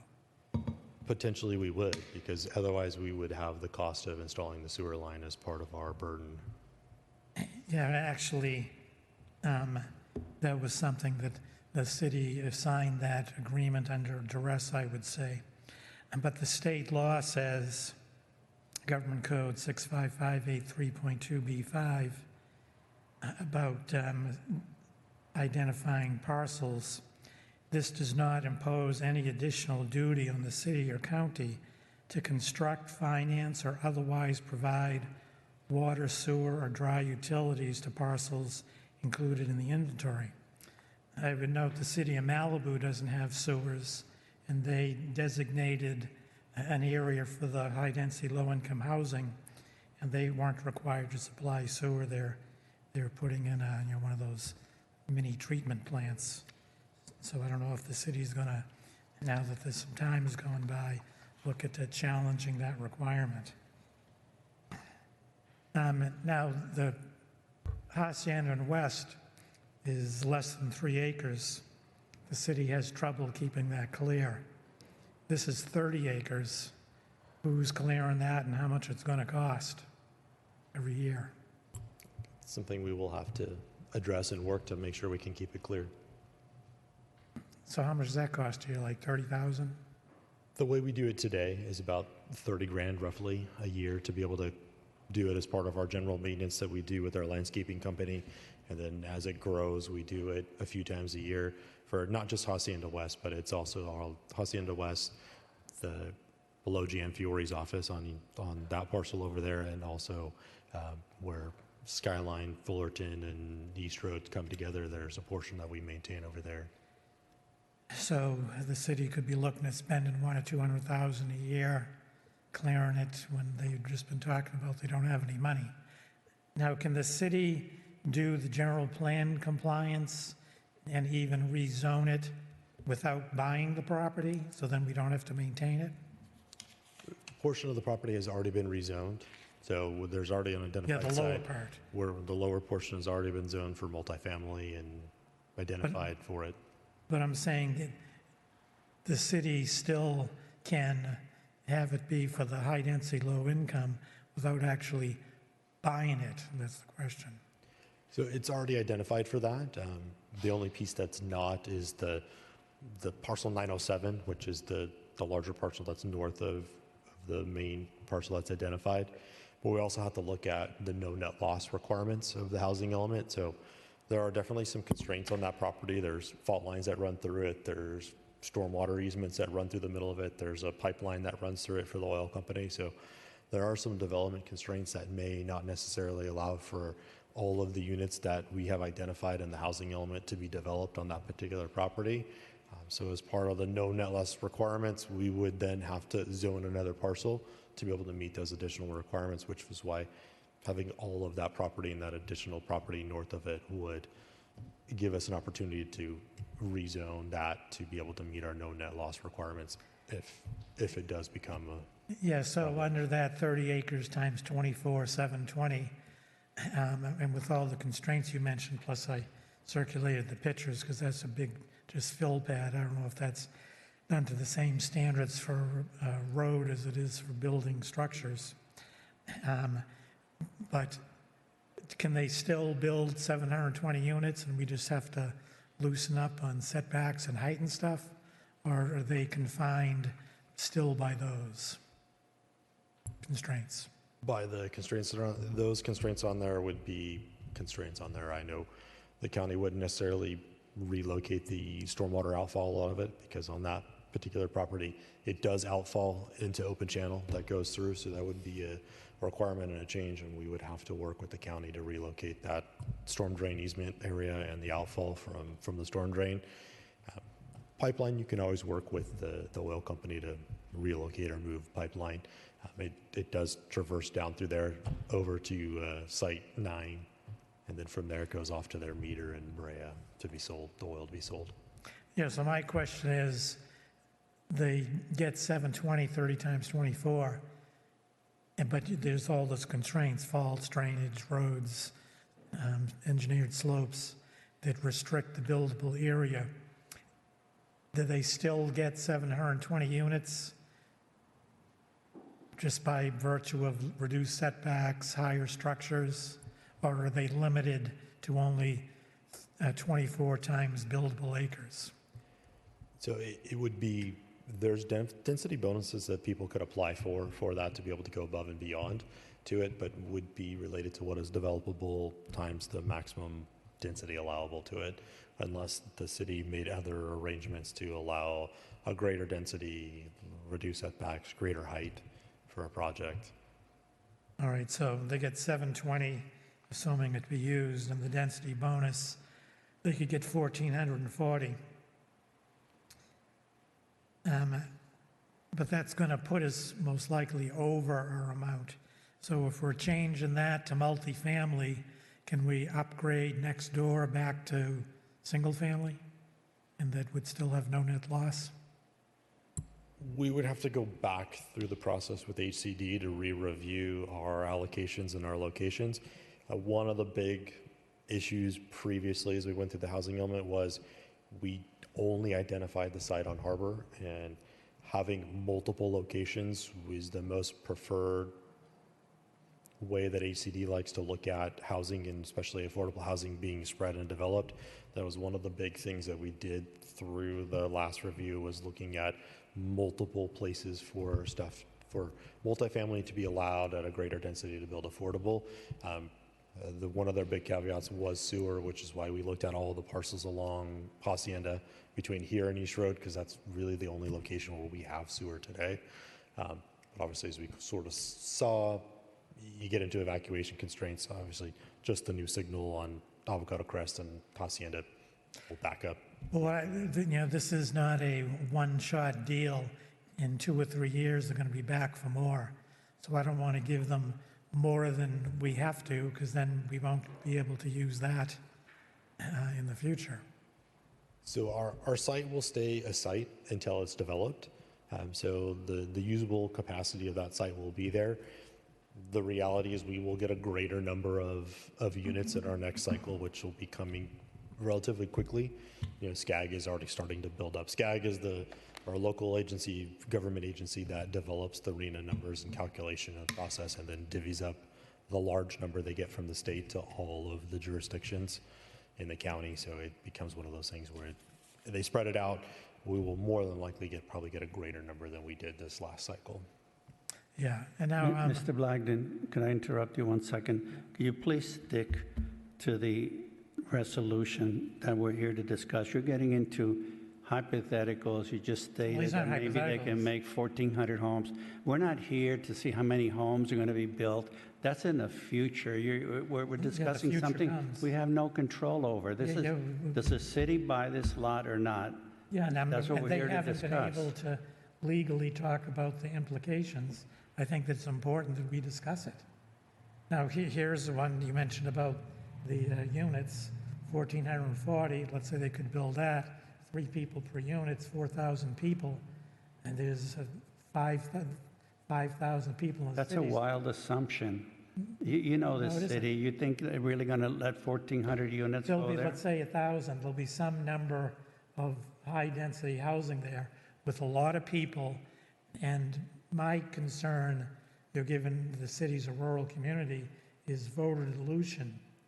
You're going to get people there who have no interest whatsoever in the rural environment, but they will be interested in streetlights, public transportation, and and once we have now the multifamily zone, and when there's people there, there's an organization that goes around suing cities to put voting districts in. They did it to La Habra, they did it, I think, to Brea, or they did it to Whittier. So I'm sure we'll be right at the top of the list for that. And when you have that number of units over there, they'll get 1 or 2 council seats automatically. And then with the 200 units possibly next door here, you can have the high-density, low-income housing vote us off the island. Well, we could suppose things till midnight. Well, these aren't supposing, but, these you are, know, I mean, now with that number of people, But hold on, Stephen, how does that affect the decision to buy this or not buy this? In other words, what you're talking about has that's up to the city council to make that. Right now, we're only making a decision whether we should make a recommendation to purchase it or not. So all of those other things are, yeah, well, they might be, the cumulative effect might be, you'll say, gee, maybe we shouldn't purchase it. Let me continue. With the number of people in their HCD was concerned that was concentrating the people over in one space like a ghetto. Are they still concerned about that? Because we do have multiple locations today,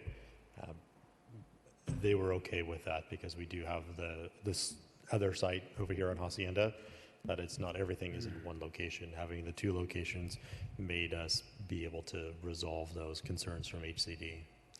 And then with the condensed population, concentrated population over there, probably will need, as it was discussed in the past but didn't quite meet the threshold, a new fire station on the east side and maybe an extra sheriff patrol just for that development. So who would pay for that? Obviously, as development comes in, there's a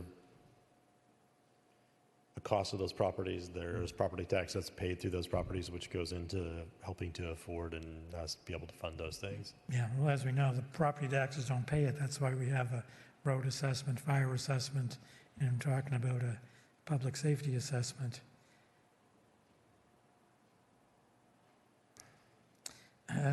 Other implication is there's a 3,500 acre area property on the east side of Habra goes to the 57 freeway, which ERA wants to develop. Right now, the Harbor Heights is an obstacle because they need access to harbor. We wouldn't necessarily want to give it to them.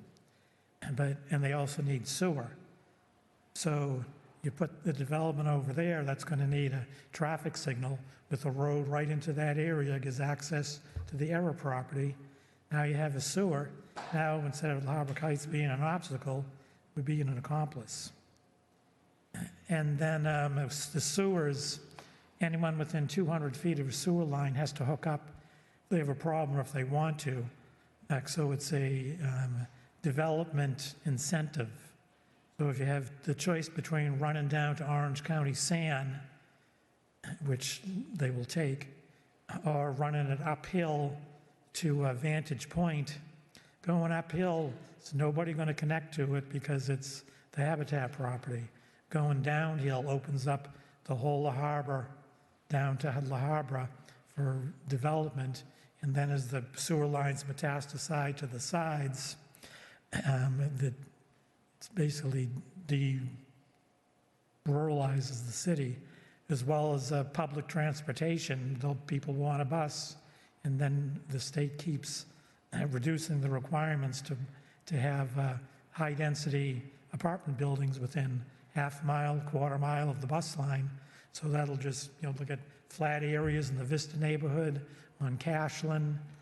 And as I said, these effects are going to come after we're gone, but we're setting it up for future residents. So I just wanted to bring... Where else are we going to put these housing? If we're required to put this housing in by state law, it's part of the housing element. Yeah, This is but the you only put in feasible spot that the city's been able to find in order to comply. The least amount that qualifies, you don't give them extra. We're not talking about the number of units that they're going to put in this spot. We're just talking about whether to buy the lot or not. Yeah, but the number of units is implicated. And that's once the city owns it. That's not what we're here to discuss today, is Yeah. how many Can you units. please wrap it up, Mr. Black? Yeah, I'm just about done. You're monopolizing the meeting. I want to hear from the other commissioners, Okay, I'm just too. about done. Okay, thank you. Once the city buys that property, just like the one on West and Las Palomas, you no longer have flexibility on what you do with it. It must first be offered for low-income, high-density housing, nothing else. So you've made a jump into that arena, and you can't get out of it. All right, I'm done. Thank you. Mr. Brooks? Yeah, the big part of that parcel's already been rezoned, correct?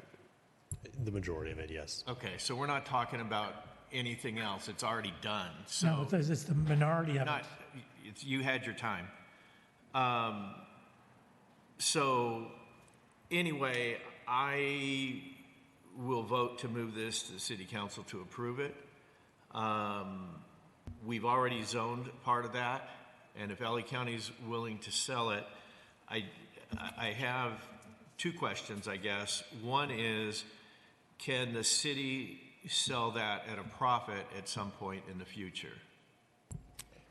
The city, as part of the sales, it's based off of what the market value is for it. So obviously, property gains value as time goes on. So whatever the market value is through any sort of sale would have to be appraised and so okay, but if we buy it for $1 and 5 years from now a developer wants it and it's worth $10, we can sell it at market value at $10. Is that correct? Correct. Okay.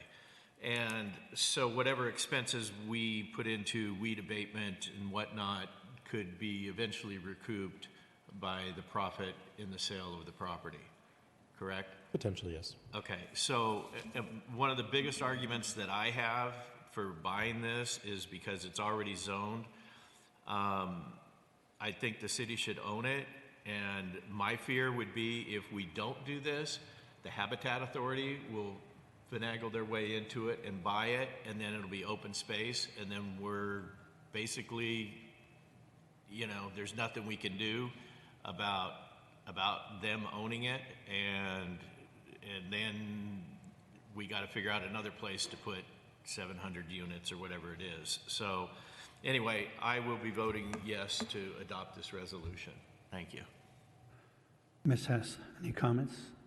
I just had a question for Rafferty. I know when we talked about this, complying with the housing element before one of our meetings, we were talking about the two options being this property along Harbor and then the school site. So what's the status of the school site? School site has been rezoned as multifamily, so it does allow for somebody to do it. We have had one person inquire about the zoning for it in that time, but that's it.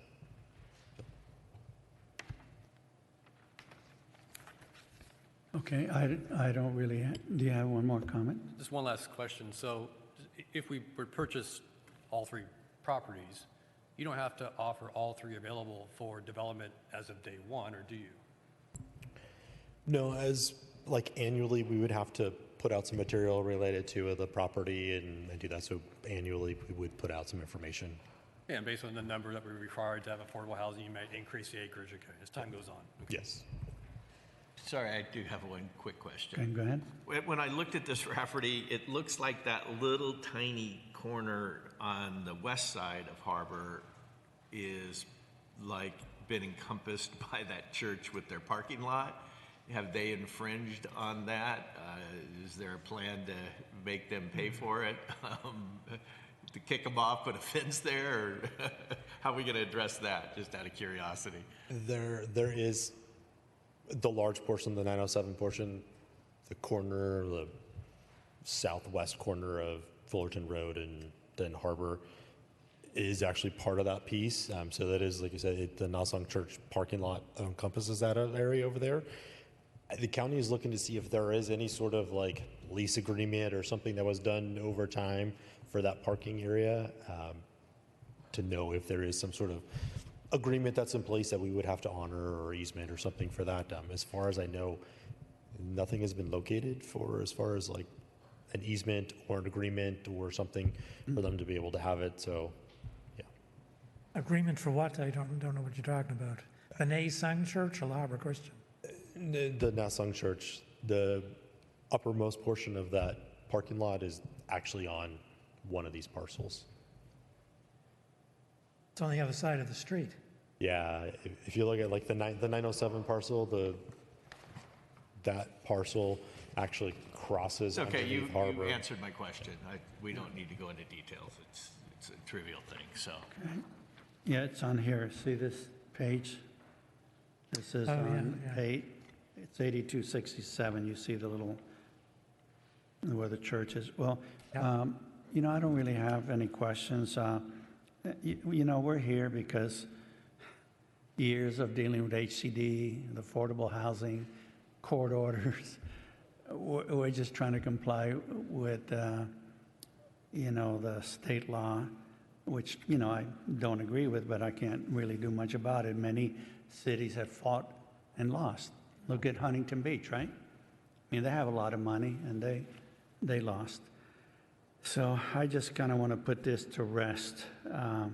And I agree with Mr. Brooks that maybe the Habitat Authority would buy it, or somebody else, or the county sells it to another developer now or somebody else, and then it's not in our control. And I'm sure you guys are going to negotiate a great deal with the county, considering the constraints, the no sewer, the pipeline, the drainage. I'm sure you'll negotiate a great deal. So with that, I would entertain a motion. I'll move that we adopt Resolution 2026-03. I'll second that.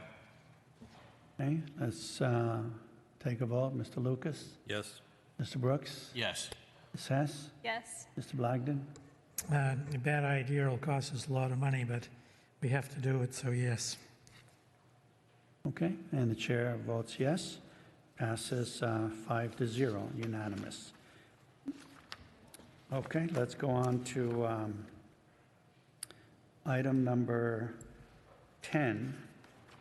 This is discussion of potential uses for the vacant lot at Hacienda and West. I just want to say something before the staff report. I remember this came up way back in, how was it, Steve, 2016? Yeah, just over 10 years ago. And in fact, I brought, and I'm going to pass this around, and this came from you, where the city had, Made a marketing. come up with a plan. I don't know if the city did it exactly, who was responsible. They hired that Yeah, company. they hired somebody, and basically it was a commercial site with 5 shops, 10 shops, shops 1 and shops 2, each building 5 units, and then 2 pads for restaurants. Looks a little community area. And I've been kind of pushing some on the city council to resurrect this project. I hate to see that vacant piece of land that's basically not generating any income for the city and costing the city money for the weed abatement. And I had kind of proposed that this project would maybe with senior housing above it, for, we have a lot of families here that the husband dies first. I don't know why it's always the husband first, but then the widow's left with a big old house that's hard to maintain, and they have roots in the community, and they can't keep up the house, and they want to stay in the community, but there's really no place for them to go. So I thought, boy, if we could do some condos or something for them, affordable, on the second floor, but I guess that idea isn't going to work. But so just a little background of why we're even here to talk about this. So could you give the staff report, please? Yes, thank you, Chair and Planning Commission. So City Council had looked at, through our budget process and some workshops, looking at our budget and trying to find some ways to add some additional revenue to the community. And the idea of our vacant lot that the city owns at Hacienda West, which from what I understand was originally purchased for like a city hall and fire station to be built over there instead of this particular location for that. But through that process, fire stations have a very rigorous standards that they have to meet building code wise, because obviously they need to stand in emergencies and earthquakes. The geotechnical ground underneath that lot wouldn't sustain like a 9.0 earthquake, which is what is one of the requirements for a fire station. So it's sort of sat there dormant. We mostly use it as a staging yard for when we do street improvement projects or construction. It was a holding ground for a very long time for dirt from our floods back in 2024, which oddly is still something I've recently been talking about with CalOES and FEMA. But there's not really much use that happens on it. So council said, let's look at potential uses for that property. What can we do? How can we try to generate some revenue out of that particular property? So we started looking a little deeper into it, knowing that at one point in time the city did circulate some information and put it out there to the market to see who may be potentially interested to try to get a business to come into town. From what I know at that time, the city was going to still own the land and then just lease, which at that particular time was something that was allowable. So anything we do with property we own sort of falls back into the Surplus Land Act, which was what we were talking about previously. So there's very strict controls over what we can or can't do with property. In the past, cities could lease property, and that was okay because you still own the property, you still retain it, you're able to lease it, and people had done that in the past. But it looks like in 2024, the state changed those regulations. So now they look at any sort of lease that is greater than 15 years as basically disposing of the property. So by the means of disposing of the property, you would have to go through the Surplus Land Act, where we would have to put it out, make it available, and offer it up for affordable housing, or an affordable housing developer to come and purchase and go through that process. We would have to negotiate with them. So like commercial uses, it would have to be like 14 and a half years would be the maximum lease we could have on that property. So when you look at that, the investment needed to build buildings and do all the things that are required would be really hard to be able to recoup that cost in 14 and a half years to be able to do that. So then you have to start looking at other alternatives, which aren't going to have a large requirement for like capital investment from somebody leasing the property. So then you're looking at contractors lay down yard, contractor storage. I know a few times it's been floated for ideas for like RV storage or like outdoor storage like that. Nurseries is another one where there's another nursery site up a little further up Hacienda where there's not a large capital investment needed. We could limit it to a certain time and end it at that particular point. So that was something we brought back to the city council for them to consider, but also at the time it came up just the aesthetics of that lot. It's never looked great. There's a dirt berm along Hacienda, which is mostly there to keep people from going in and doing donuts in the mud when it rains or dumping stuff on the property. There's a few random trees that are on the property, and then generally it's mostly us removing weeds off the property is what we kind of use it for today. So council wanted to send it to the commission to have you guys look at those options. Do we want to explore something that we could do surplus land act wise for a little bit of revenue commercially for a limited time period, or do we want to look at making maybe some aesthetic improvements to that property, like some of the councils talked about, maybe flattening it out, putting some sort of base down on it, providing some planting and screening along Hacienda to make it a little more attractive, a fence or something like that, to just improve the aesthetic qualities of that particular property. And as one of the entranceways in and out of our city, obviously, we drive past that property, and it would be nice to make it look a little better than it does today. So that was some of the comments that the council sent to the commission for you guys to consider. If you want us to look at potentially making some aesthetic improvements to that property, do we want to explore a little more looking at leasing that property for a commercial use for a very limited term, or do we want to look at potentially just disposing of the property, which would mean putting it out through that surplus land act, which, you know, that property has sewer, gas, and power directly there, so everything that would be needed is there. It would potentially could be developable for affordable housing or housing of some type on that particular property. So it's some of those things for the commission to consider, and we'll take any recommendations back to council as they sort of consider what to do with that particular property and ways to make revenue.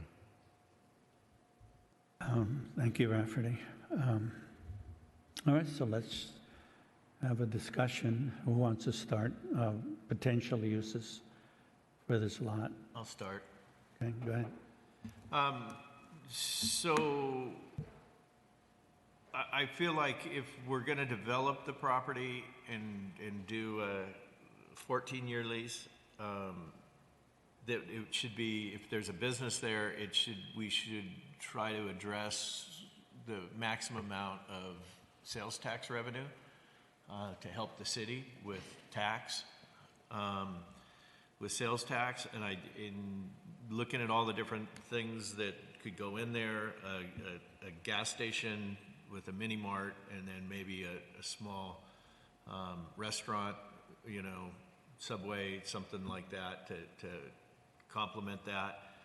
A good gas station generates $100,000 a month in revenue. So there would be some sales tax revenue. The other thing is I recommended many years ago to put in RV parking or mini storage RV parking. The advantage to that is that we could, if the city owned it, it could be part of whatever terms whoever manages it, or if the city manages it, that residents would get a discounted rate. And maybe they would park their horse trailers or their motorhomes or whatever in there rather than on their own property to make the city less of a blight with RVs. That business model makes a lot of sense. I think it's about 3 acres roughly, so it's 120, let's round it off, 120,000 square feet. If you took by the time you put in a road to turn around and put some vegetation along Harbor to block it and a wall, even if you used a 50% number, that's going to give you about 60,000 square feet. RV parking is about $1 a square foot locally, so that would generate about 60,000 a month revenue for the city minus whatever management fees they have. Mini storage is about $1.30 to $1.50 a square foot. So there are facilities that I've seen how they've done it with containers, with shipping containers, put indoors, have 2 10-foot units or 4 10-foot units or combinations thereof. And that would generate quite a bit of income as well. They're only 8 foot high. If we put those along Hacienda, then it'd be much easier to keep it fenced. So I kind of think that would be the best business model. You put up a gate with a key code, somebody doesn't pay their rent, the key code goes away, they can't get in until they pay their rent. You have that ability to do that with these types of things Unfortunately, with rental properties, you don't have that, but in this particular case, you do.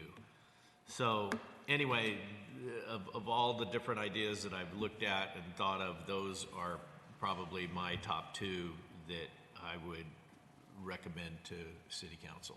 So anyway, thank you. Ms. Hess, comments? It seems to me that the best person or type of person to ask about how to maximize the revenue stream for this property would be a commercial real estate broker. Has anybody looked into talking to somebody to see what they think is the best use of this property? We haven't gone to like a broker to look at They potentials. probably have ideas on this, but not being in that industry myself, it seems like the best way to get top dollar for it would be selling it so that you could have somebody actually build something on it. That 'cause otherwise, it's like you said, if you're leasing it for 15 years or less, then nobody's going to want to invest a bunch of money into building infrastructure on the property because they won't get that back. So the only types of businesses that you can look at leasing it to would be, for instance, like a nursery, landscaping. Potentially, the only other things I could think of would be like a cell phone tower lease, but then you're dealing with looking at something that doesn't look attractive, or potentially horse stalls in an arena that you could lease out. That's something that's consistent with our neighborhood, and they're actually fairly expensive to lease a horse stall. But you don't have to build a lot for that, or even like a farmer's market. That's something where you could just have people renting stalls and then putting some, dirt parking lot basically, and then having it generate income that way. But that's about all I can think of as far as not having to build a lot on the site if you were going to lease it. Thank you. Mr. Lucas? Yeah, I think there's kind of two sectors, right? So you have more the community kind of based events that you can have to build a community atmosphere at the farmer's market, the Christmas tree lot, where people come together to, whether it's to have, Christmas market where people can sell trinkets and, hats and mitts and things like that, like you see in Europe and other countries.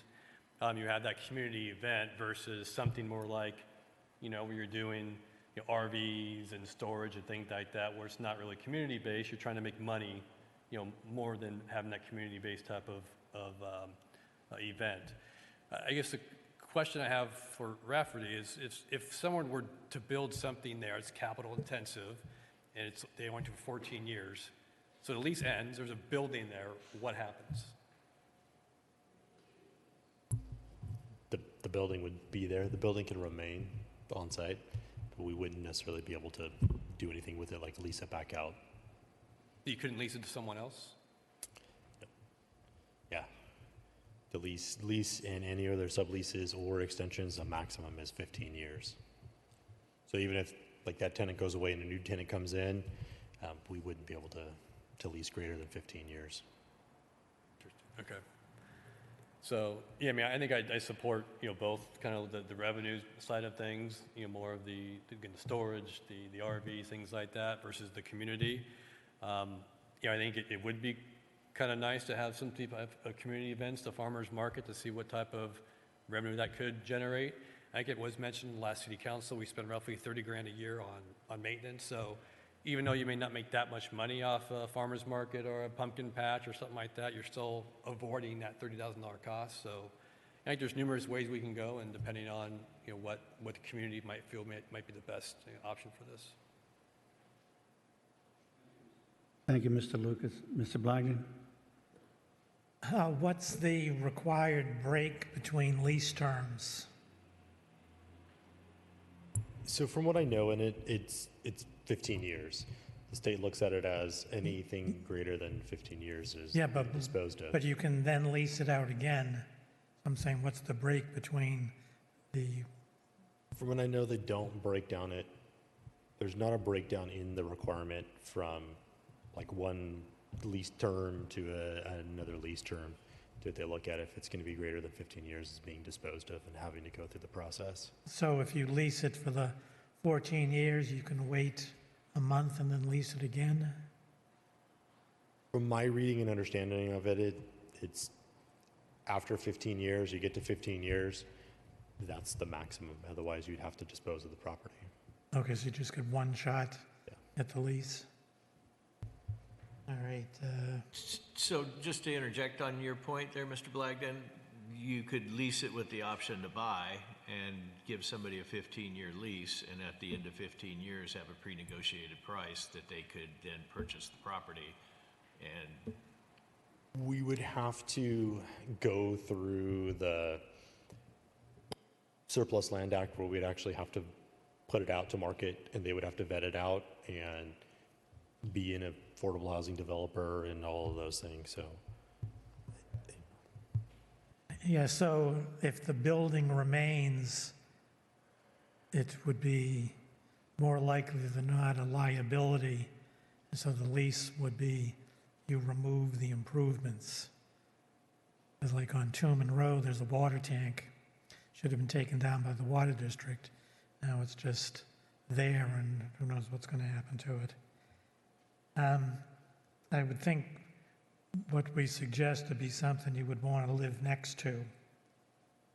Last time I visited all the houses along there in Hacienda and El Travicia, and unsurprisingly, no one was interested in the commercial thing.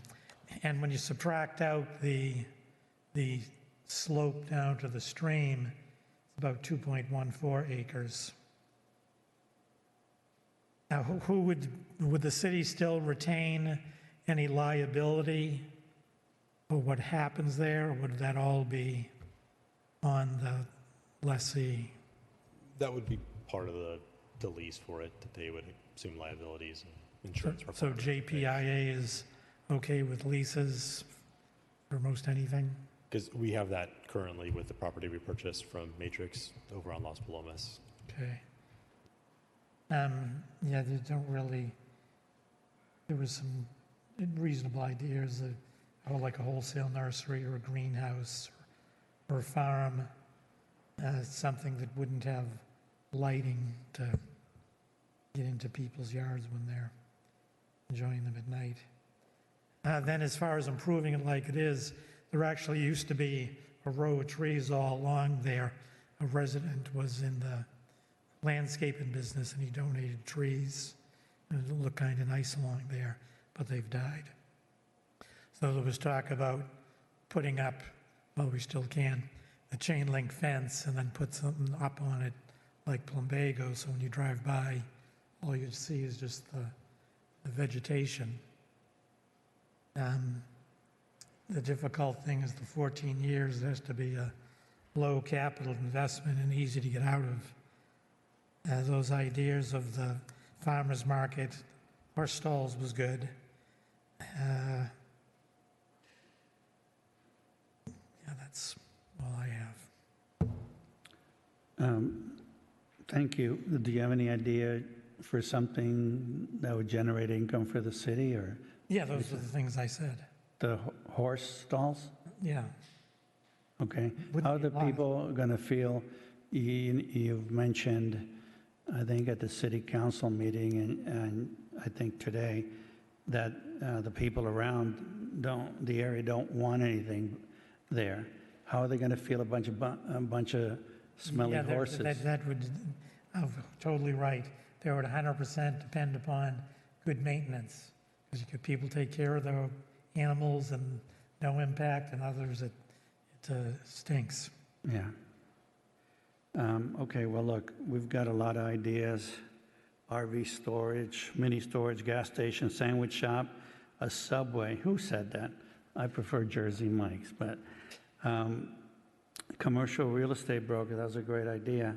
I'm friends with Mark Lawton, who's a brother of Michael Lawton, who's a commercial real estate broker in La Habra. I can check with him. The farmer's market, I don't know how much revenue that would generate, and I'm leaning towards something that generates revenue for the city. The city always needs money, and to see that empty lot there that's just costing the city money, not generating anything, to me, that's not a good situation. I reached out to a real estate developer friend of mine with this idea of that I passed around with commercial on the bottoms and the second floor senior housing, and he wasn't too interested in it because it was not a big enough site. But he forwarded this package to a buddy of his that's some high up in Core. That's an affordable housing developer. I don't remember exactly what the initials stand for. And they're one of the biggest that do affordable homes. They may be interested, and that would be a solution, right? Because the city, if it's going to make any money off the lot, you have to put it out to bid to affordable housing people. So hopefully by next meeting, I can bring you something, see if they're interested in that or not. The wholesale nursery, who brought that up? Mr. Blagden. I know the owner of Monalisco Nursery, who's a huge nursery in Ontario, and he's got other nurseries. And I showed him the parcel. I showed him a photo and how big it was, and he wasn't interested at all. He says he's barely making any money with his nurseries. He says times have changed. Everything's so much more expensive, water, labor, fertilizers. He says he's thinking of closing down the nurseries he has, which would be a big blow because he's got a lot of nice plants there, and you buy them for probably half or less than what you pay at Home Depot for the same plant. So I don't think that's really an option. I mean, look at the nursery further north. I think they're barely hanging on by their fingernails. I mean, I remember one time that nursery was in very dire shape. And I haven't been there in the last couple of years, but somebody bought it and cleaned it up. But it's hard to see if they make any money. Do you know if they do? From what I know, it's a little more difficult to make money with that, and Yeah. they aren't doing much business. So, I think you've gotten enough ideas from all of us. And then as soon as I hear from CORE, I can bring, with the rest of you, support affordable housing there. Well, the city council specifically didn't want affordable housing there. That's why they picked the school site. Yeah. It might come up in another arena round, but for now, they didn't want it there. Yeah, well, times have changed now. Cities, I mean, we could just say, oh, well, we put zoned lots for affordable housing, but we're not really building anything. We're not really saying, come and do it, right? So, hey, it may not be a bad idea to have some affordable homes that, like the ladies I mentioned, or maybe the men, that want to stay in the city and live there. And that's why I'd like the commercial center, and it would have, I actually talked to an architect about it, and he wanted $16,000 to design something, and I told him it should have like a community gathering area, something nice, a patio, maybe a water feature where, like, if you wanted to meet, one of your neighbors there, have a sandwich or something, you could do that. But I don't know if there's any appetite for that, and I'm not real clear on how the 15-year lease, nobody's going to build a big project to walk away and give it away to the city in 15 years. That's just not going to happen. You're not going to have any takers for that. So do you have enough information? You can kind of write a report for the city council? Yeah, we can take these ideas back up to them and kind of get some direction to move forward. And they're the ones that really have to decide. Do they want to have a farmer's market that's not going to generate any revenue whatsoever, and you're going to do that once, maybe twice a month or something? Or are you going to, the idea of a bunch of RVs parked there, unless, doesn't really appeal to me, unless it was very well screened, a tall wall and lots of screening. So, okay. Well, one thing with the contractor storage yards is they're out early. you get them firing up the diesels at 6, 7 in the morning. I don't know that the neighborhood will be happy with that every day. Yeah, and it'd have to be a very big contractor that needed that much land to store all his vehicles, you know, and you're right, the noise, the sound, and the smell of diesels firing up in the morning, I don't know if that'd be that great. Okay. You know, I was just thinking too, you might, I don't know if you could fit it there, but maybe like a mini storage, because then you don't have a lot of traffic going in and out of the facility. Most people just kind of put their stuff in there and then they leave it. Unlike some other businesses that have a lot of vehicular traffic. Okay, let's move on to number 11, expedited permit process, which was continued from the March 24 meeting. And as you all know, I've been kind of pushing for this for the many reasons I've stated before. So I've been kind of doing a lot of research, and I've got some papers I want to go over with you, but I want to go over some notes. There's many companies that provide a web-based permitting process. And I've been talking to people at Long Beach because they already have that. And they had a company, but they're in the process of switching to this company called Clarity. And I'll go over the papers I have. And I spent a lot of time with this Kate Wandler. She's works for the company, business development, very sharp lady, knows her stuff. And I kind of explained to her about our city, how big we are, how many people and all that. And she said that they could definitely help us with the process of getting a web-based permit system. But what their system is much more than that. It's got, you know, you can keep track of code enforcement, all kinds of things. It's like a one-stop shop, and it's a very easy system for the staff to work. You know, you don't like need an IT person, for example. They would train the staff, take half a day to 1 day, and then the main like administrator of the system, the one that had authority to make changes to it, a little more training. And some of the reasons why I think, you know, we need something like this is, as you know, we're getting a lot of people, or some people, doing work without a permit, the old, you know, build it and without a permit ask for forgiveness later. And it's kind of a safety issue to me. You don't know what people are building. Is it safe?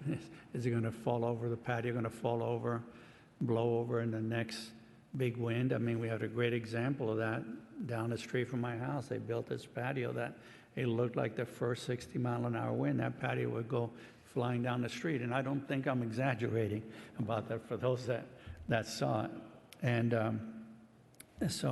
and then another thing, we're missing out on a lot of revenue.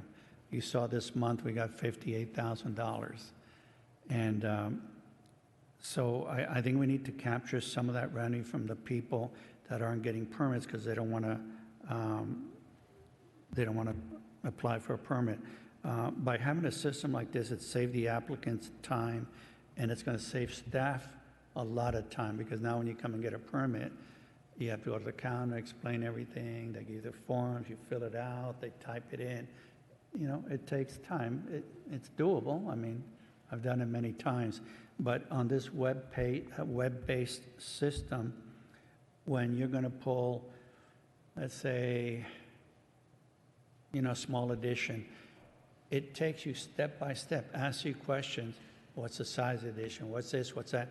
Unless you answer every question, it doesn't let you go to the next step, which solves the problem of incomplete applications. And Rafa, you can talk on that subject. How many people come in here and you want to help them, but they don't have everything on the plans that they need? So that would help. And it's going to be less time for staff on the phone. And it'll help people, you know, that have an accessibility challenge. They can just do it on the phone.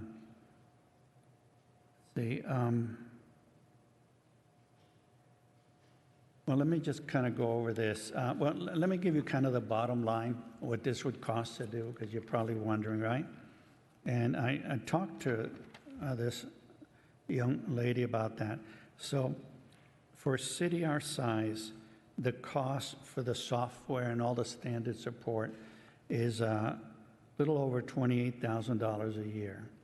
The first year, there's a setup to implement the system and do all that. So the first year cost would be $49,000.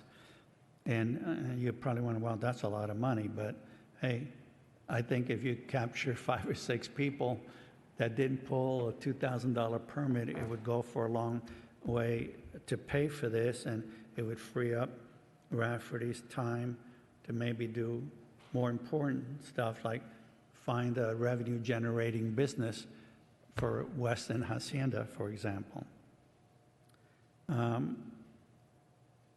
One of the neat things about this system is that they have like a template. This system's already in many cities, and the staff can go online and they can get a template of a certain permit from another city, and you can just download that, and now it's part of you change the name of the city, and now it's yours. You don't have to like reinvent the wheel. So I thought that was pretty cool. So I'm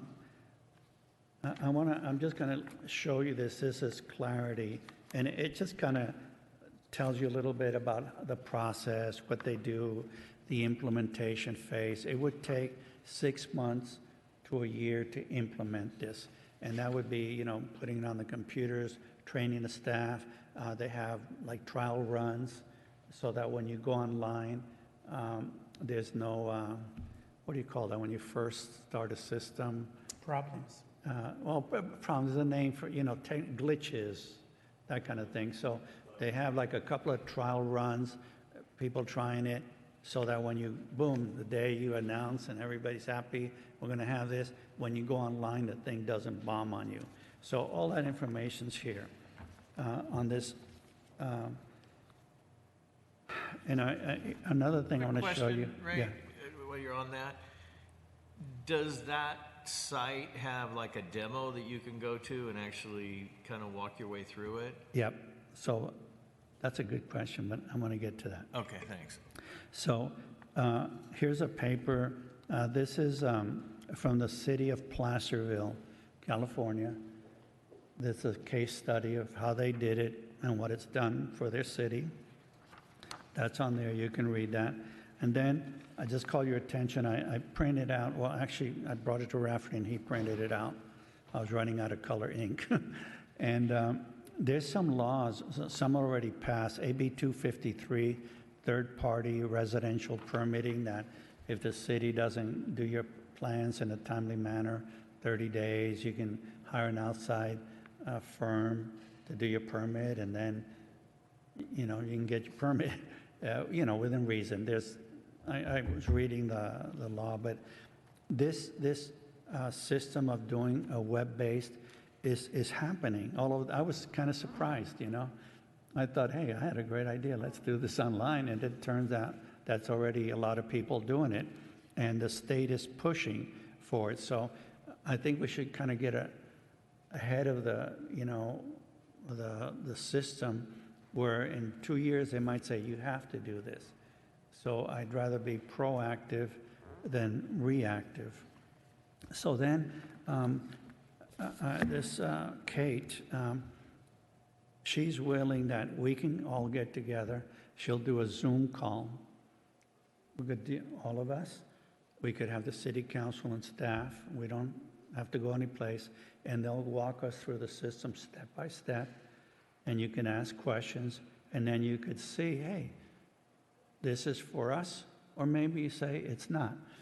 So we could do that. And she's ready to do it anytime, the Planning Commission's ready. And I just need to know, is there interest in this? And should I set up the Zoom call? And when would you like to do it? So, and what was your question you asked me about?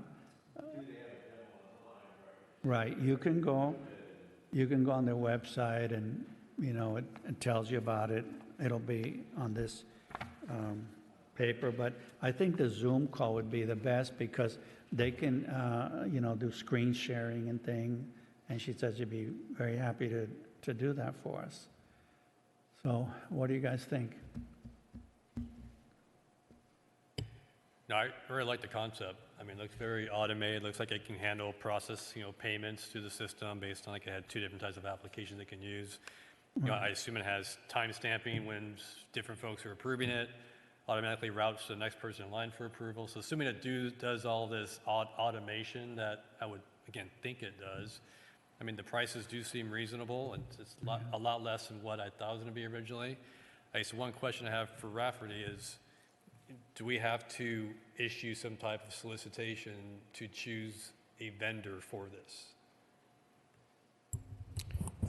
Typically, you go through an RFP process for these type of things, but there are provisions where we can sole source and go through and select the best vendor that's going to fit our needs. Obviously, our needs are a little different than other cities, so if we could find something that's more tailored to our needs, something that we could do. Okay. And I noticed too, you can upload previous records, so it has all the historical database electronically. Yeah, all the permits. And once, let's say you're an applicant and you put your permit information all in, when you go on the next time, you don't have to retype all that. It's already saves it. So let's say you did a plumbing permit, you replaced your shower or whatever, and then 6 months later you want to put in a new electrical panel, you don't have to start from scratch. You just type your name and all your information comes up, your address, and then the electrical permit form comes up, and then you do it. The only, thing that I didn't really talk to her, and I think we talked about this, will they do plan checking?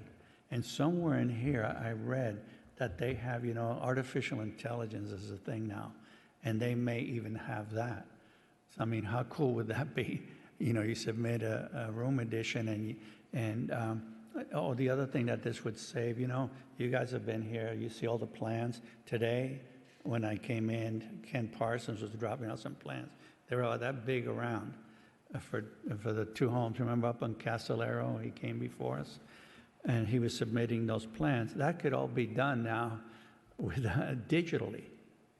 And that's another question I didn't ask. We might have, you're not going to be doing the actual plan checking, but you'd probably have to buy a couple of big screen TVs that probably cost $600 to be able to look at the plans, right?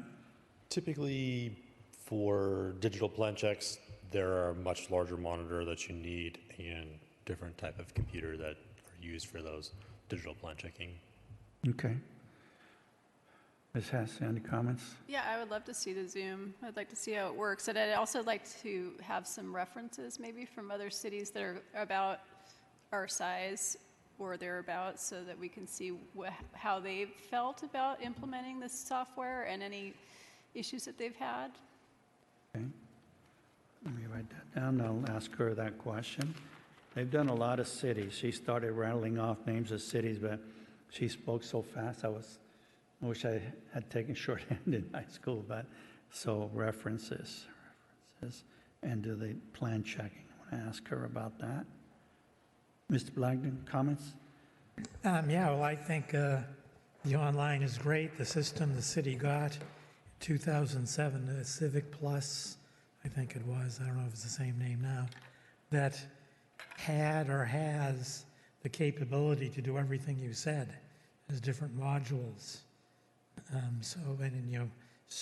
Storing the permits and data.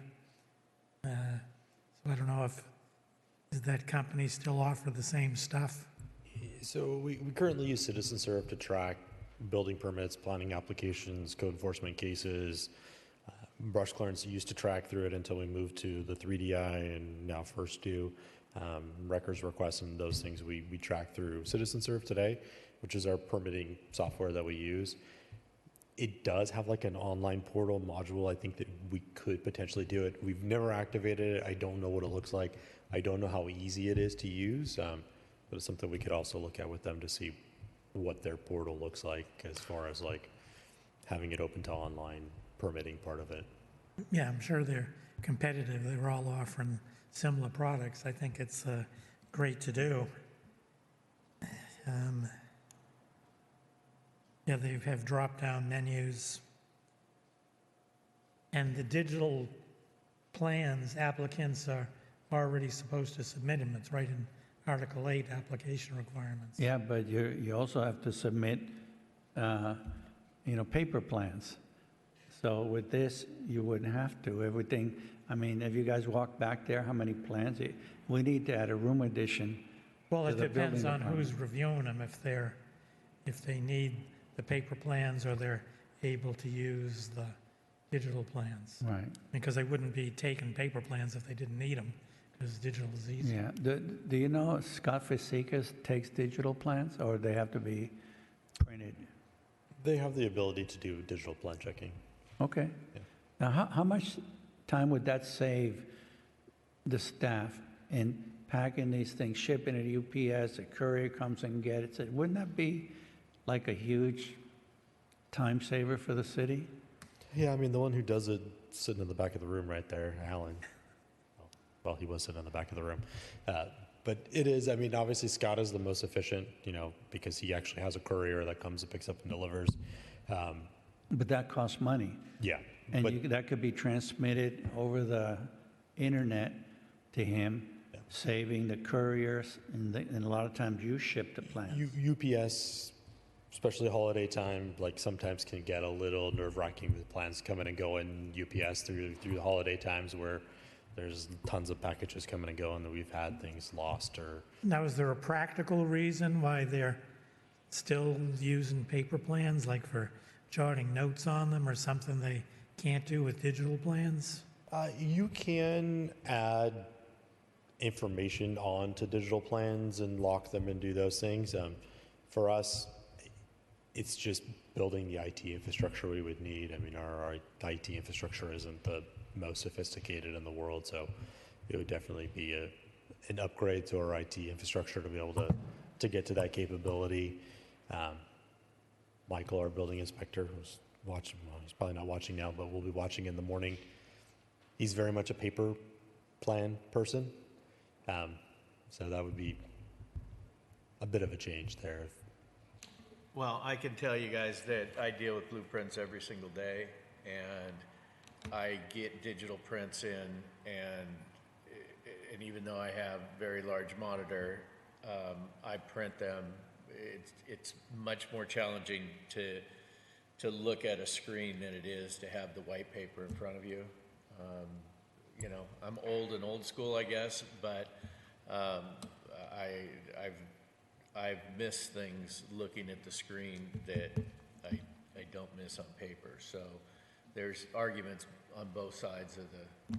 I sometimes will like split the page and trying to look at one thing on one side, and so I can cross-reference a section to the actual section where it's shown up on the site plan, just to have it clear in my mind where things are and stuff. So I would think measuring you could do easier on the digital ones.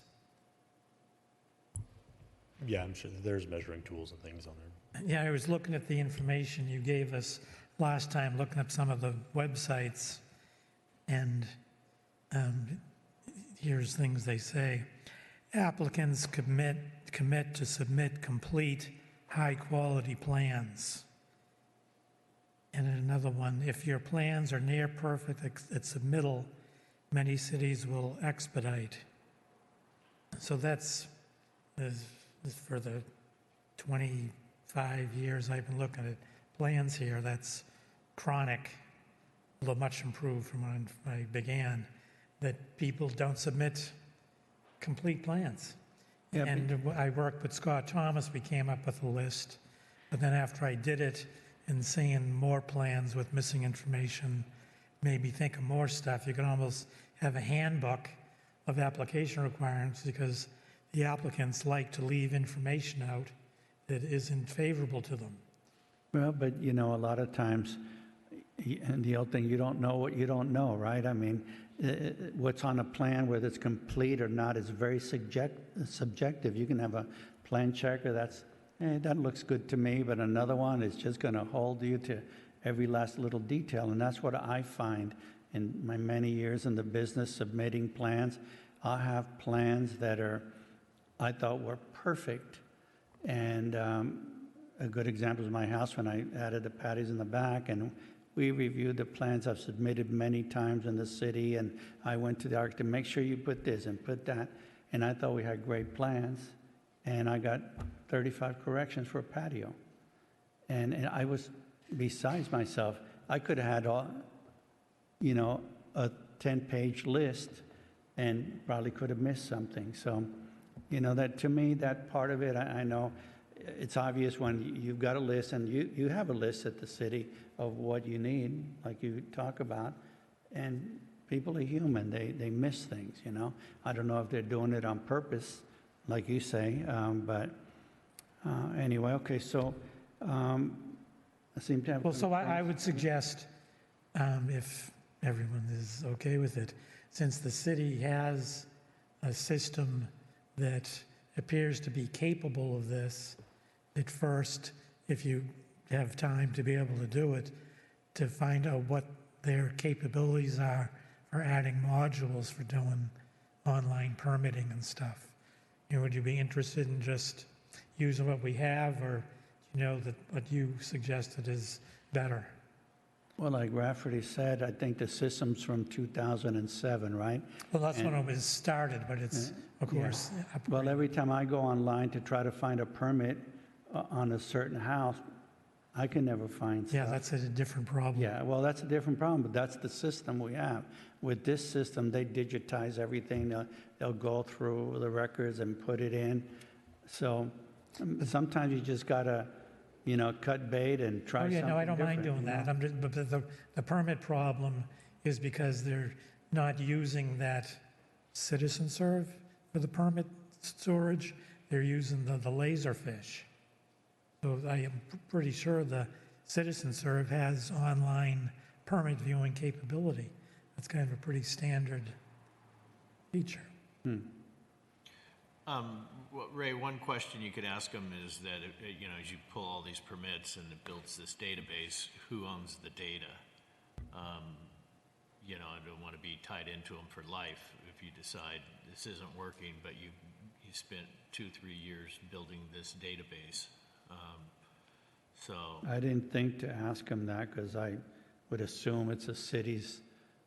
I would assume it too, Information. but trust me. owns the data. That's very, very good point. It should be like open source or, accessible even if we don't have it anymore. Yeah. Oh, and- So, but I'll just tell you real quick. I'm for this. Sorry, Raph, I'm throwing you under the bus here. But I just wanted to put a little tiny patio cover over my 2 back doors, and I thought, oh, it's $2,500. It's got louvers. It's pretty cool to do what I want it to do, and brought it down to the city with a plot plan to say this is where it's going to go, and thinking it's 120 square feet. And next thing I know, it's $300 for plan this, and then I need a permit, and then it's going to need to be inspected, and it's like a turnkey kit that you buy that you just put up. It has all the anchors, all the wall anchors, and everything. And what I thought would be really simple, it's like, well, now if I'm going to have to go through the whole process, I'm going to put in something bigger. And a bigger one is $4,000, but I'm probably going to end up, what it sounds like after talking to Rafferty, that I'm going to spend probably twice that on, I'm going to have it engineered and checked and, footings, and for a simple, 1,200-pound aluminum patio cover. But that's a different problem than what we're talking about. Well, it is and it's not. I mean, it's the whole process that it should be simple to where I should be able to just go in and do something over the counter. Isn't that simple. So, we need to simplify the process where people don't get frustrated and, and pull permits. So. Well, yeah, well, simplifying it is laying out up front what you're going to need. Okay, yeah, Because you thought you had it, but then you went down and found out you needed more. If you knew what you needed to begin with, it would have been faster. And that kind of goes back to, you don't know what you don't know. You don't know what you're going to need. He thought it was going to be a simple thing, Yeah. but staff thought it was something else. So now it's back and forth, frustration, and that kind of thing. Rafferty, I wanted to ask you, what do you think the appetite for staff to do something like this? Is your staff pretty open-minded that they're going to say, hey, this sounds like a good idea, or are they going to say, no, I like the way we've been doing it? I mean, what's the feedback? How about, and you, yourself, how about you? For me, I'm open to change of systems. The thing that I dread is system integrations, trying to get all of the information. So think of like Michael does 1,500 inspections a year. We've been doing it for 15 years. We got to get all of those entries transitioned from one system to another system, or extract that data in some way that's searchable and that we have, because everything is in a digital world. At the end, all we have is a signature on the bottom of the permit, but no other tracking as far as like he logs every inspection he goes out. You know, but all the work that he's been to, I think, most everybody's house doing an inspection. You know, every inspection he goes, he logs it in there. So I think of that like, how are we going to extract that data out of one system and put it into the next system to make it where it's searchable, it's functional, their system, how it's in this system will work to that system. That's the process where I'm like, oh man, that's a process, but that's a back end issue that that's why it's like $50,000 for startup costs, because that's that system integration cost of building the new system, getting the old data, getting it to work and be in the system. Oh, by the way, you brought another thing up that I thought about. All the city inspections, the notices, you know, it would be all online. She said that they could even do a city map to show every location of every code violation and what it is, that we could just go on the map. Like right now, we have to go through that sheet and try to figure, okay, where's this house, you know? You'd have a map on your screen that show on this address, this is a code violation, and what the status of it is. And also applications that somebody could go online and see where all the new houses going to be built. Like one of the complaints we've gotten as planning commission over the years is that, oh, I wasn't notified that this house was going to be built. Oh, I didn't get a notice. Well, with this, it would all be online. You know, you could tell people, if you want to see what's coming down the pipe in your city, just go on this, and it's a kind of interactive map. So, okay, well, I just have one question. Rafferty, for the existing software, is there a license fee we pay per year and/or IT support? We do. So it's per license, so per user name we have.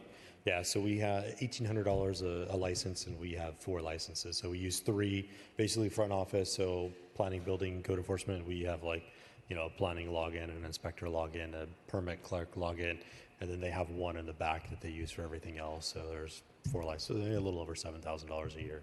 And that includes IT support if something happened and they have some issue with the software? Yeah, so every year, like fee increase, we go through a whole process with them to do it or tweak or change permits. Got it. Yeah. Well, I know when the system worked, and when I would go online to look at things, it would say you can't because it's being used. It's reached the limit of users. Yeah, I get that all the time too. It's frustrating. You can go back 6 hours later and you still can't sign on. Or even over the weekend. Yeah, okay, so can I have some idea of times, dates, that I can see if I can set up a Zoom call? Is it better? I know you're at your shop all day, right? So you'd prefer something Mine would have to be in the afternoon, like around what time? after 5 o'clock. I mean, it would have, So if I could set up like a 5 o'clock? I could about- make a about 5 you. o'clock. You guys, you're retired, so hey. And I don't care what he wants. I will set it up for 5. Okay, so, Well, you had said you wanted to include the council. yeah, I was just going to ask. So how do we get the council? Can you send them an email and tell them? It would have to be a joint special meeting, so I'd have to work with city attorney to figure out the full process for it. being able to do a joint meeting with the demonstration and all of that. So we'd work it out, and then work out a time which would work amongst between the Okay, two. but are you suggesting an actual physical meeting? I'm just saying, this is from our house, we can, If Watch it. if we were going to be doing it as a committee and everyone is in there, it would be a Brown Act meeting. It would have to be a so we a could notice just have it meeting. here. Yeah. Yeah. And, I mean, the projector's not on today, but projectors and TVs. because that projector in the daytime, it's hard to see that. Yeah. Because we'd want to, well, we could set up some people in front of that TV, another one TV. Yeah. Or we can all come over to my house, and I can put on the 80-inch big screen, and we can be having margaritas meanwhile. It's hard to hear in here, too. In the what? It's hard to hear in here, too. In here? What? Certain, You're such a wise guy. Okay, so Rafferty, could you try to set that up? I'll work with city attorney and figure out how we could put it together and then solicit times that work from commission and council. So probably sooner than later. So can you as the city manager, you can email all the council people at the same time? Yeah, I can email everybody at the same time. So then you've got to give me a little flexibility, because you can't say you want to do it next Tuesday at 5. I've got to call and make sure. We would also probably have to work out with the representative who would be doing the demo to Right. figure out their schedule and make it all mesh. Okay.